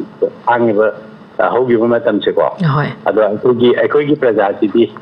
train तो बोबो हाइदोरिदा नत्रगा तंग अजिको बद सम था तरा खंगदना लेबि खंग बंगमदना लेबिसे कि करिगिनो हाइबा याम कंगावना ब पोरमा काय कोइदा मदुगी तोंगानबा कन्फ्यूजन माइ कोइदा स्टोरेन एन मानकिन थागचरिगो जा मखाता बा अरोइबा कोलम तंग लखचगे hello hello good morning madam हाइबियो मिंग फोन तौजे बे सलुम फमदगी हुइरेम सक्सन ने मैडम होय होय अहमद मैडम अमदि ऑनलाइन के स्पीकर के सरे मैडम ताबिब्रा ताजरी वफम हाइबियो madam ngasi ki tari makha ki paudu se yaukhiba assam government na manipur maitai lon associate official language ona district mari da chen na ya ne na habi ki bitu ki matang da paudu gi ꯈꯨꯗꯣꯡ ꯆꯥꯕ ꯂꯧꯖꯔꯒ ꯂꯣꯟꯁꯤꯕꯨ ꯃꯄꯨꯡ ꯑꯣꯏꯅ ꯉꯥꯡꯉꯤꯕ ꯃꯅꯤꯄꯨꯔꯗ ꯈꯨꯟꯗꯥꯔꯤꯕ ꯑꯩꯈꯣꯏ ꯃꯩꯇꯩ ꯀꯝꯃꯨꯅꯤꯇꯤꯁꯤꯅ ꯍꯦꯛ ꯂꯣꯟꯁꯤ ꯃꯤꯔꯥꯏꯕꯤꯕꯗꯧꯅ ꯑꯗꯨꯒ ꯈꯨꯗꯣꯡꯆꯥꯗꯕ ꯊꯦꯡꯅꯕꯒꯤ ꯋꯥꯐꯝ ꯈꯔ ꯑꯣꯟꯂꯥꯏꯟ ꯒꯦꯁꯇꯒꯤ ꯈꯪꯖꯒꯦ ꯑꯩꯈꯣꯏ ꯍꯧꯖꯤꯛꯁꯦ ꯑꯩꯈꯣꯏ ꯔꯤꯝꯁꯇ ꯑꯩꯈꯣꯏ ꯂꯥꯏꯌꯦꯡꯕ ꯆꯠꯄ ꯃꯇꯝꯗ ꯍꯤꯟꯗꯤ ꯅꯠꯇ꯭ꯔꯒ ꯏꯪꯂꯤꯁ ꯉꯥꯡꯗ꯭ꯔꯒꯗꯤ ꯑꯩꯈꯣꯏ ꯂꯥꯏꯌꯦꯡꯕ ꯉꯝꯗꯕꯒꯤ ꯄꯣꯠ ꯑꯃ ꯂꯣꯟ ꯀꯝꯃꯨꯅꯤꯀꯦꯁꯟ ꯑꯩꯈꯣꯏ ꯂꯣꯟ ꯐꯥꯎꯅꯕ ꯉꯝꯗꯕ ꯉꯁꯥꯏꯒꯤ ꯅꯟ ꯂꯣꯀꯦꯜꯁꯤꯡ ꯃꯌꯥꯝꯅ ꯂꯩꯔꯀꯥꯟꯗ ꯑꯩꯈꯣꯏ ꯃꯩꯇꯩꯂꯣꯟ ꯉꯥꯡꯉꯨꯔꯀꯥꯟꯗ ꯂꯥꯏꯌꯦꯡꯕ ꯉꯝꯗꯕꯒꯤ ꯄꯣꯠ ꯑꯃꯗ ꯂꯩ ꯑꯩꯈꯣꯏ ꯑꯇꯣꯞꯄ ꯂꯝ ꯑꯃꯗ ꯆꯠꯄ ꯃꯇꯝꯗ ꯑꯩꯅ ꯂꯝꯗꯝꯗꯨꯗ ꯂꯝꯗꯝꯗꯨꯒꯤ ꯂꯣꯟꯗꯨꯒ ꯑꯩꯅ ꯂꯣꯟ ꯐꯥꯎꯅꯅꯕ ꯀꯝꯃꯨꯅꯤꯀꯦꯠ ꯇꯧꯅꯕ ꯍꯣꯠꯅꯕꯗ ꯃꯈꯣꯏꯒꯤ ꯂꯣꯟ ꯉꯥꯡꯉꯨꯕꯗꯨꯗꯤ ꯑꯃꯅꯤ ꯑꯗꯨ ꯅꯠꯇꯕꯗ ꯑꯩꯈꯣꯏꯒꯤ ꯏꯔꯝꯗꯝꯁꯤꯗ ꯑꯩꯈꯣꯏꯒꯤ ꯄꯣꯠ ꯆꯩ ꯌꯣꯟꯕ ꯈꯣꯠꯄ ꯂꯥꯛꯄ ꯅꯟ ꯂꯣꯀꯦꯜꯁꯤꯡ ꯍꯥꯏꯕ ꯇꯥꯔꯦ ꯃꯈꯣꯏꯅ ꯂꯥꯛꯄ ꯃꯇꯝꯗ ꯃꯈꯣꯏꯅ ꯑꯩꯈꯣꯏꯒ ꯀꯝꯃꯨꯅꯤꯀꯦꯠ ꯇꯧꯅꯕ ꯍꯣꯠꯅꯕꯗ ꯑꯩꯈꯣꯏꯒꯤ ꯂꯣꯟꯁꯤ ꯀꯔꯝꯍꯥꯏꯅ ꯈꯪꯒꯗꯒꯦꯅ ꯃꯣꯏꯅ ꯍꯣꯠꯅꯕꯒꯤ ꯃꯍꯨꯠꯇ ꯑꯩꯈꯣꯏꯅ ꯑꯣꯏꯅ ꯂꯥꯛꯏꯕ ꯄꯣꯠꯁꯤꯡ ꯑꯩꯈꯣꯏ ꯌꯣꯇꯦꯛ ꯊꯥꯗꯦꯛ ꯈꯣꯝꯕ ꯂꯥꯛꯄ ꯃꯤꯑꯣꯏ ꯐꯥꯎꯕꯗ ꯑꯩꯈꯣꯏꯅ ꯍꯥꯟꯅ ꯃꯣꯏꯒꯤ ꯂꯣꯟꯗꯨꯗ ꯃꯥꯒ ꯂꯣꯟ ꯐꯥꯎꯅꯕ ꯉꯝꯅꯕꯒꯤ ꯍꯣꯠꯅꯕꯒꯤ ꯃꯑꯣꯡ ꯑꯃ ꯑꯩꯈꯣꯏꯒꯤ ꯂꯣꯟꯁꯤ ꯁꯤꯖꯤꯟꯅꯕꯒ ꯇꯣꯛꯊꯣꯛꯑꯒ ꯃꯤꯔꯣꯟꯗꯨꯗ ꯍꯦꯟꯅ ꯑꯩꯈꯣꯏꯅ ꯃꯤꯒꯤ ꯂꯣꯟ ꯄ꯭ꯔꯃꯣꯠ ꯇꯧꯅꯕꯒꯤ ꯃꯑꯣꯡ ꯑꯃꯗ ꯁꯨꯝ ꯆꯠꯍꯟꯕꯒꯤ ꯃꯑꯣꯡ ꯑꯃ ꯊꯦꯡꯅꯖꯕ ꯍꯧꯖꯤꯛꯁꯦ ꯑꯩꯈꯣꯏ ꯑꯁꯥꯝꯒꯤ ꯂꯩꯔꯤꯕ ꯃꯩꯇꯩꯁꯤꯡꯅꯗꯤ ꯑꯩꯈꯣꯏꯒꯤ ꯏꯔꯣꯟꯁꯤꯕꯨ ꯑꯁꯥꯝ ꯒꯣꯔꯃꯦꯟꯅ ꯑꯋꯥꯡꯕ ꯊꯥꯛ ꯑꯃꯗ ꯊꯥꯡꯒꯠꯄꯤꯔꯦ ꯍꯥꯏꯗꯨꯅ ꯍꯔꯥꯎꯔꯤꯅꯤ ꯑꯗꯨꯒ ꯑꯩꯈꯣꯏ ꯂꯣꯟ ꯑꯁꯤꯕꯨ ꯃꯄꯨꯡ ꯑꯣꯏꯅ ꯁꯤꯖꯤꯟꯅꯕ ꯑꯩꯈꯣꯏꯅꯗꯤ ꯍꯦꯛ ꯃꯤꯔꯥꯏꯕꯗꯧꯅ ꯇꯧꯔꯤꯕ ꯑꯗꯨꯒꯗꯤ ꯑꯩꯈꯣꯏꯅ ꯆꯥꯎꯈꯠꯍꯟꯒꯦ ꯍꯥꯏꯕ ꯇꯥꯔꯒꯗꯤ ꯑꯩꯈꯣꯏꯒꯤ ꯂꯣꯟꯁꯦ ꯁꯤꯖꯤꯟꯅꯕ ꯑꯃꯗꯤ ꯉꯥꯡꯕ ꯍꯦꯟꯅ ꯃꯊꯧ ꯇꯥꯕ꯭ꯔꯥ ꯍꯥꯏꯕꯒꯤ ꯃꯇꯥꯡꯁꯤꯗ ꯑꯣꯟꯂꯥꯏꯟ ꯒꯦꯁꯀꯤ ꯋꯥꯈꯜꯂꯣꯟ ꯈꯔ ꯐꯣꯡꯗꯣꯛꯄꯤꯅꯕ ꯅꯣꯛꯆꯔꯤꯕꯅꯤ ꯊꯥꯒꯠꯆꯔꯤ ꯃꯔꯨꯞ ꯁꯔꯠꯆꯟꯗ꯭ꯔ ꯌꯥꯝ ꯐꯖꯕ ꯋꯥꯐꯝ ꯑꯃꯈꯛ ꯉꯁꯤꯒꯤ ꯊꯧꯔꯝꯁꯤꯒꯤ ꯑꯔꯣꯏꯕ ꯀꯣꯜ ꯑꯣꯏꯅ ꯊꯧꯔꯝ ꯁꯔꯨꯛ ꯌꯥꯕꯤꯔꯛꯂꯒ ꯐꯣꯡꯗꯣꯛꯄꯤꯔꯛꯄꯒꯤꯗꯃꯛꯇ ꯑꯣꯖꯥ ꯌꯥꯝꯅ ꯆꯨꯝꯃꯦ ꯃꯥꯂꯦꯝ ꯄꯨꯝꯕꯅ ꯍꯥꯏꯕ ꯇꯥꯔꯦ ꯄ꯭ꯔꯤꯊꯤꯕꯤꯒꯤ ꯃꯤꯌꯥꯝ ꯄꯨꯝꯅꯃꯛꯅ ꯃꯥꯒꯤ ꯃꯔꯣꯜꯁꯤꯡ ꯑꯁꯤ ꯆꯥꯎꯈꯠꯅꯅꯕ ꯍꯥꯏꯗꯅ ꯌꯥꯝꯅ ꯀꯟꯅ ꯍꯣꯠꯅꯔꯤ ꯑꯁꯨꯝꯅ ꯑꯩꯈꯣꯏꯒꯤ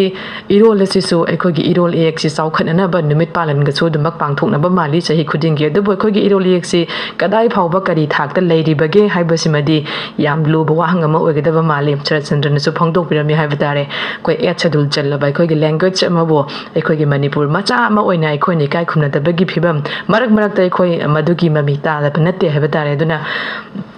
ꯑꯁꯥꯝꯗ ꯑꯩꯈꯣꯏꯒꯤ ꯃꯩꯇꯩꯁꯤꯡꯒꯤ ꯏꯅꯥꯠ ꯑꯗꯒꯤ ꯃꯩꯇꯩꯁꯤꯡꯒꯤ ꯀꯜꯆꯔ ꯃꯈꯣꯏꯒꯤ ꯆꯠꯅꯕꯤꯕꯨ ꯉꯥꯛꯅꯕꯒꯤꯗꯃꯛꯇ ꯑꯩꯈꯣꯏꯒꯤ ꯑꯣꯐꯤꯁꯤꯌꯦꯜ ꯂꯦꯡꯒ꯭ꯋꯦꯖ ꯑꯣꯏꯅ ꯃꯅꯤꯄꯨꯔꯤ ꯂꯦꯡꯒ꯭ꯋꯦꯖꯁꯤ ꯑꯣꯐꯤꯁꯤꯌꯦꯜ ꯀꯩꯅꯣ ꯆꯟꯕꯤꯈ꯭ꯔꯦ ꯑꯗꯣ ꯍꯧꯖꯤꯛ ꯈꯔ ꯆꯟꯗ꯭ꯔꯁꯨ ꯄꯟꯕꯤꯔꯛꯑꯝꯃꯤ ꯔꯤꯝꯁꯇ ꯐꯥꯎꯕ ꯑꯩꯈꯣꯏꯒꯤ ꯏꯔꯣꯜ ꯑꯁꯤ ꯉꯥꯡꯉꯒ ꯂꯥꯌꯦꯡꯕ ꯉꯝꯗꯕꯒꯤ ꯄꯥꯎ ꯐꯥꯎꯅꯕ ꯉꯝꯗꯕꯒꯤ ꯐꯤꯕꯝ ꯑꯃꯈꯛ ꯂꯩꯕꯗꯧꯅ ꯎꯕꯁꯤ ꯌꯥꯝꯅ ꯊꯃꯣꯏ ꯁꯣꯛꯅꯤꯡꯉꯥꯏꯅꯤ ꯑꯗꯨꯅ ꯑꯩꯈꯣꯏꯒꯤ ꯏꯔꯣꯜꯁꯤ ꯀꯔꯤ ꯐꯤꯕꯝꯗ ꯂꯩꯔꯤ ꯀꯃꯥꯏꯅ ꯌꯦꯡꯕꯤꯕ ꯌꯥꯏ ꯍꯥꯏꯕꯗꯨꯅꯤ ꯑꯣꯖꯥ ꯀꯃꯥꯏꯅ ꯊꯝꯕꯤꯅꯤꯡꯉꯤ ꯑꯩꯈꯣꯏ ꯍꯣꯏ ꯀꯣꯂꯔꯅ ꯍꯥꯏꯕꯤꯔꯤꯁꯤ ꯂꯥꯟꯕꯗꯤ ꯅꯠꯇꯦ ꯑꯗꯨꯕꯨ ꯈꯤꯇꯪ ꯀꯩꯅꯣꯗ ꯄꯥꯔꯁꯦꯜ ꯑꯣꯏꯅ ꯃꯁꯤꯒꯤ ꯌꯦꯡꯕꯒꯤꯗꯧꯅꯁꯨ ꯈꯤꯇꯪ ꯇꯧꯕ ꯑꯃ ꯂꯩ ꯑꯗꯒꯤ ꯑꯩꯈꯣꯏꯒꯤ ꯗꯤꯐꯦꯛ ꯈꯔꯁꯨ ꯑꯗꯨꯝ ꯂꯩ ꯂꯣꯏꯅꯕ ꯈꯤꯇꯪ ꯕꯦꯂꯦꯟꯁ ꯇꯧꯕ ꯑꯃ ꯗꯔꯀꯥꯔ ꯂꯩ ꯁꯤꯒꯤ ꯃꯇꯥꯡꯁꯤꯗ ꯍꯥꯏꯕꯤꯌꯨ ꯑꯩꯈꯣꯏ ꯂꯣꯟꯁꯤ ꯍꯣꯏ ꯔꯨꯁꯤꯌꯥ ꯃꯣꯏꯒꯤ ꯃꯔꯣꯟ ꯑꯗꯨꯝ ꯁꯤꯖꯤꯟꯅꯩ ꯑꯗꯒꯤ ꯆꯩꯅꯥ ꯃꯣꯏꯒꯤ ꯃꯔꯣꯟ ꯑꯗꯨꯝ ꯁꯤꯖꯤꯟꯅꯩ ꯖꯄꯥꯟ ꯃꯣꯏ ꯃꯔꯣꯟ ꯁꯤꯖꯤꯟꯅꯩꯀꯣ ꯑꯗꯣ ꯑꯇꯣꯞꯄ ꯃꯣꯏꯒꯤ ꯂꯣꯟꯗꯨ ꯈꯪꯗꯕꯒ ꯐꯥꯎꯅꯅꯕ ꯃꯇꯥꯡ ꯂꯩꯔꯛꯄ ꯃꯇꯝꯗ ꯃꯣꯏ ꯍꯧꯖꯤꯛ ꯀꯩꯅꯣ ꯇꯧꯏ ꯑꯩꯈꯣꯏꯒꯤ ꯇ꯭ꯔꯥꯟꯁꯂꯦꯇꯔ ꯁꯤꯖꯤꯟꯅꯩ ꯑꯗꯣ ꯋꯥꯔꯜꯒꯤ ꯑꯣꯏꯅ ꯍꯧꯖꯤꯛ ꯇ꯭ꯔꯥꯟꯁꯂꯦꯇꯔꯁꯤ ꯀꯩꯅꯣꯗ ꯑꯩꯈꯣꯏꯒꯤ ꯃꯣꯕꯥꯏꯜ ꯑꯦꯞꯁꯇ ꯇ꯭ꯔꯥꯟꯁꯂꯦꯠ ꯇꯧꯅꯕ ꯀꯩꯅꯣ ꯐꯥꯎꯕ ꯁꯤꯁꯇꯦꯝ ꯐꯥꯎꯕ ꯂꯣꯏꯅ ꯁꯦꯝꯅꯔꯛꯑꯕꯅꯦ ꯃꯁꯥꯒꯤ ꯂꯣꯟꯁꯤ ꯀꯃꯥꯏꯅ ꯉꯥꯡꯉꯒ ꯑꯩꯈꯣꯏꯒꯤ ꯆꯥꯎꯈꯠꯍꯟꯅꯕ ꯍꯣꯠꯅꯒꯗꯒꯦ ꯍꯥꯏꯕꯗꯨꯒꯤ ꯄꯥꯟꯗꯝꯗ ꯂꯣꯟꯗꯤ ꯐꯥꯎꯅꯗꯕꯗꯤ ꯌꯥꯔꯛꯇꯕꯀꯣ ꯑꯩꯒꯤ ꯀꯩꯅꯣꯗ ꯐꯦꯃꯤꯂꯤꯒꯤ ꯏꯆꯥꯁꯤꯡ ꯑꯉꯥꯡꯁꯤꯡ ꯔꯨꯁꯤꯌꯥꯗ ꯂꯩꯕ ꯑꯗꯣ ꯔꯨꯁꯤꯌꯥꯟꯁꯤꯡꯗꯨꯒ ꯃꯣꯏꯒ ꯃꯣꯕꯥꯏꯜ ꯐꯣꯟ ꯄꯥꯏꯔꯒ ꯑꯗꯨꯝ ꯋꯥꯔꯤ ꯁꯥꯟꯅꯕ ꯌꯥꯏ ꯍꯥꯏꯗꯤ ꯔꯨꯁꯤꯌꯥꯟꯁꯤꯡꯗꯨꯅ ꯃꯣꯏ ꯃꯔꯣꯟꯗ ꯉꯥꯡꯉꯛꯄꯁꯤ ꯉꯁꯥꯏꯒꯤ ꯃꯣꯕꯥꯏꯜ ꯑꯦꯞꯁꯇꯨꯗ ꯊꯥꯅꯔꯒ ꯑꯗꯨꯝ ꯃꯃꯥꯡꯗ ꯃꯥꯡ ꯂꯦꯞꯃꯤꯟꯅꯔꯤꯁꯤ ꯃꯣꯕꯥꯏꯜ ꯑꯃꯃꯝ ꯄꯥꯏꯅꯗꯣꯏꯅꯤꯀꯣ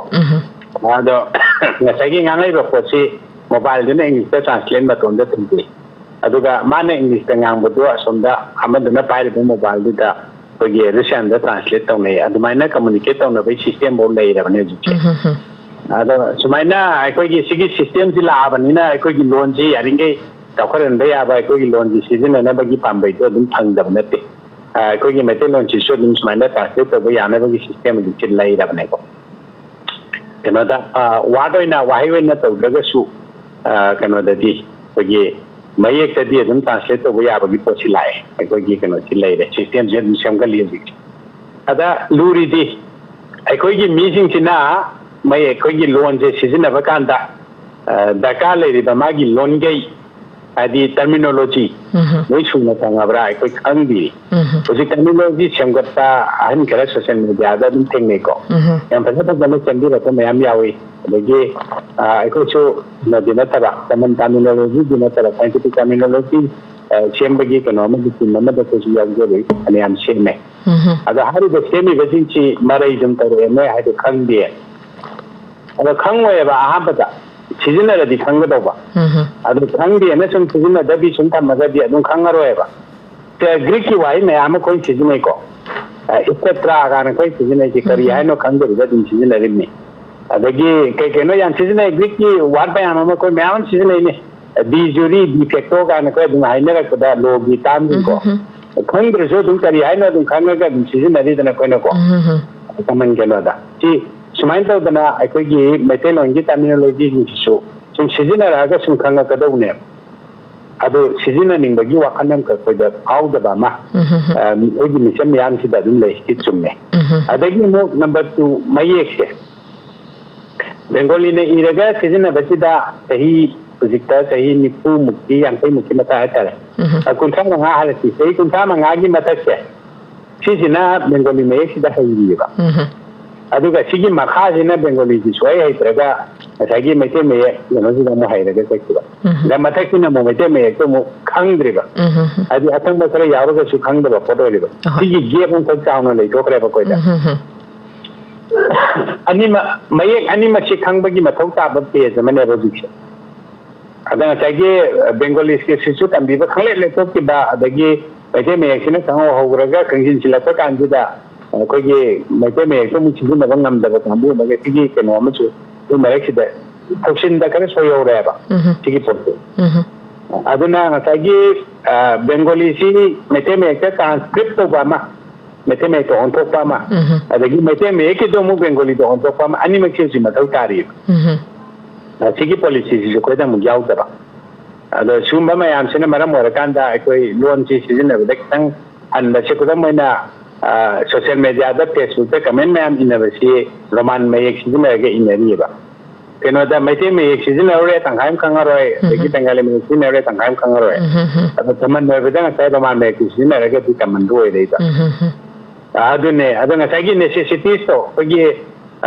केनो दा रिमसला द डॉक्टर सिंगो मोइना लायंग बदा अकोय मैते लोन खंग बदा का लेना आरगी नेसेसिटीज सम मोइ बे फावगदो ने हान तो रमेबा एक मयांग कनो दगी लापा दगी नॉर्थ ईस्ट के नागालैंड दगी लापा मिजोरम दगी लापा अरुणाचल दगी लापा मयाम सी मेते लोन खंग बलोइन तममे मो मेते loan lion ngam मेबा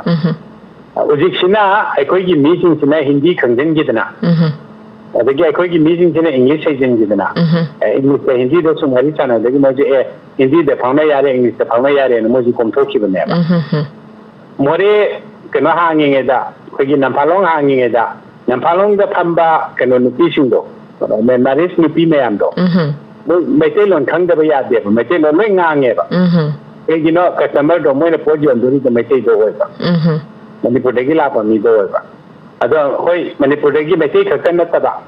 cookie बुलासु Naga बुलासु अदगी अमा बुलासु नतगी लोन दो कनो द मैं मारिस लोन दो ngangbदी यादमिना कमन होयबा दि लोन मैम तबुजु या पंते मोय होय होय कुकी मरोंजो हेगे नगा मरोंजो हेगे तांगुन मरोंजो हेगे बुई मरोंजो मैते लोन लो हेगे दिदी या बनतमिना कमन लिंगुआ फ्रंकाय मैते लोन दो हेगे कांद मो तबातो बिगिन बालोंग द फनो मैम दो मैते नो ngange पे कंगेबा अदु नेसेसिटीज नेबा दरकार लेबदगी मो तोरई नेबको अदुगी नेसेसिटीज के सिसु अखोइना पीबा मुंगम देबा अखोगी मीजिंग दिना मितोली अखोइने हेंजेलुबा हाइतारे तुगी वाखलोन मैम जिनी अखोइने सेंदोक सादो दरकार लेरिसे डिफिकल्टीज नतगा कनोसी अखोइ डिस्क्रिपेंसीज अमा खतनते मखन मका खरे यामी अकोजको इ मैम सी को पुन्ना पॉलिसी मेगी मखा दे चतबा यादे अदिगी ने अखोइना लेंगा की पॉलिसी एना कोने हे हारिसे अदु पॉलिसी मेकिंग जी दा कोइ सोलौरी नेबा अदु सिगी पॉलिसी मेकिंग सी फजना मौंग ताना तौबा ngamba सिगी वाखल लेबा अखोगी कनोसिंग ऑफिसर सिंग चंगी अखोगी कनोसिंग चंगी मिहु सिंग चंगी अदगी अखोगी दायित्व लेबा मिसिंग स्टेटमेंट सिंग चंगी पॉलिटिशियन सिंग चंगी अदु मैं अंदु पुल्ला कांदु तगदा थबा अमा खंगी ꯑꯗꯣ ꯑꯩꯈꯣꯏꯗ ꯃꯗꯨꯒꯤ ꯑꯍꯣꯕ ꯑꯋꯥꯠꯄꯁꯤ ꯑꯩꯈꯣꯏ ꯑꯃꯃꯝ ꯏꯟꯗꯤꯕꯤꯖꯨꯋꯦꯜ ꯑꯃꯃꯝꯅ ꯉꯥꯡꯅꯔꯒ ꯂꯩꯕꯁꯤꯅ ꯑꯩꯈꯣꯏ ꯃꯁꯦꯟ ꯍꯥꯏꯅꯔꯒ ꯂꯩꯕꯁꯤꯅ ꯌꯥꯔꯣꯏ ꯑꯄꯨꯟꯕꯒꯤ ꯑꯣꯏꯕ ꯁꯤꯁꯇꯦꯝ ꯑꯃ ꯁꯦꯝꯕ ꯃꯊꯧ ꯇꯥꯏꯅ ꯑꯩꯈꯣꯏꯅ ꯍꯣꯏ ꯊꯥꯒꯠꯆꯔꯤ ꯑꯣꯖꯥ ꯉꯁꯤꯒꯤ ꯑꯣꯏꯅꯗꯤ ꯈꯪꯃꯤꯟꯅꯁꯤ ꯏ ꯄꯥꯎꯒꯤ ꯊꯧꯔꯝꯁꯤ ꯃꯇꯥꯡꯁꯤꯗ ꯂꯣꯏꯁꯤꯟꯖꯔꯦ ꯉꯁꯤꯒꯤ ꯊꯧꯔꯝ ꯑꯁꯤꯕꯨ ꯊꯋꯥꯏ ꯍꯥꯞꯄꯤꯔꯝꯕ ꯑꯣꯖꯥꯒꯤ ꯆꯤꯜꯂꯕ ꯃꯇꯝ ꯀꯌꯥ ꯑꯃ ꯀꯥꯏꯊꯣꯛꯄꯤꯔꯒ ꯊꯧꯔꯝꯁꯤꯕꯨ ꯃꯄꯨꯡ ꯐꯥꯍꯟꯕꯤꯔꯝꯕꯒꯤꯗꯃꯛꯇ ꯗꯣꯛꯇꯔ ꯑꯦꯁ ꯑꯦꯝ ꯁꯅꯥꯁꯝ ꯑꯦꯀꯥꯗꯃꯤꯁꯤꯌꯟ ꯑꯣꯖꯥꯕꯨ ꯑꯔꯣꯏꯕ ꯑꯣꯏꯅ ꯑꯃꯨꯛ ꯍꯟꯅ ꯊꯥꯒꯠꯆꯔꯤ ꯂꯣꯏꯅꯅ ꯉꯁꯤꯒꯤ ꯊꯧꯔꯝꯗ ꯇꯦꯂꯤꯐꯣꯟ ꯇꯧꯕꯤꯔꯛꯇꯨꯅ ꯊꯧꯔꯝ ꯁꯔꯨꯛ ꯌꯥꯕꯤꯔꯛꯈꯤꯕ ꯔꯦꯗꯤꯑꯣ ꯃꯔꯨꯞꯁꯤꯡꯕꯨꯁꯨ ꯊꯥꯒꯠꯆꯔꯤ ꯑꯃꯗꯤ ꯊꯧꯔꯝ ꯑꯁꯤꯕꯨ ꯔꯦꯗꯤꯑꯣꯒꯤ ꯊꯣꯡꯗ ꯇꯥꯕꯤꯔꯤꯕ ꯑꯃꯗꯤ ꯌꯨꯇ꯭ꯌꯨꯕ ꯂꯥꯏꯚ ꯁ꯭ꯇ꯭ꯔꯤꯃꯤꯡꯒꯤ ꯈꯨꯠꯊꯥꯡꯗ ꯃꯤꯠꯌꯦꯡ ꯇꯥꯕꯤꯔꯤꯕ ꯃꯔꯨꯞꯁꯤꯡꯕꯨꯁꯨ ꯈꯨꯔꯨꯝꯖꯔꯤ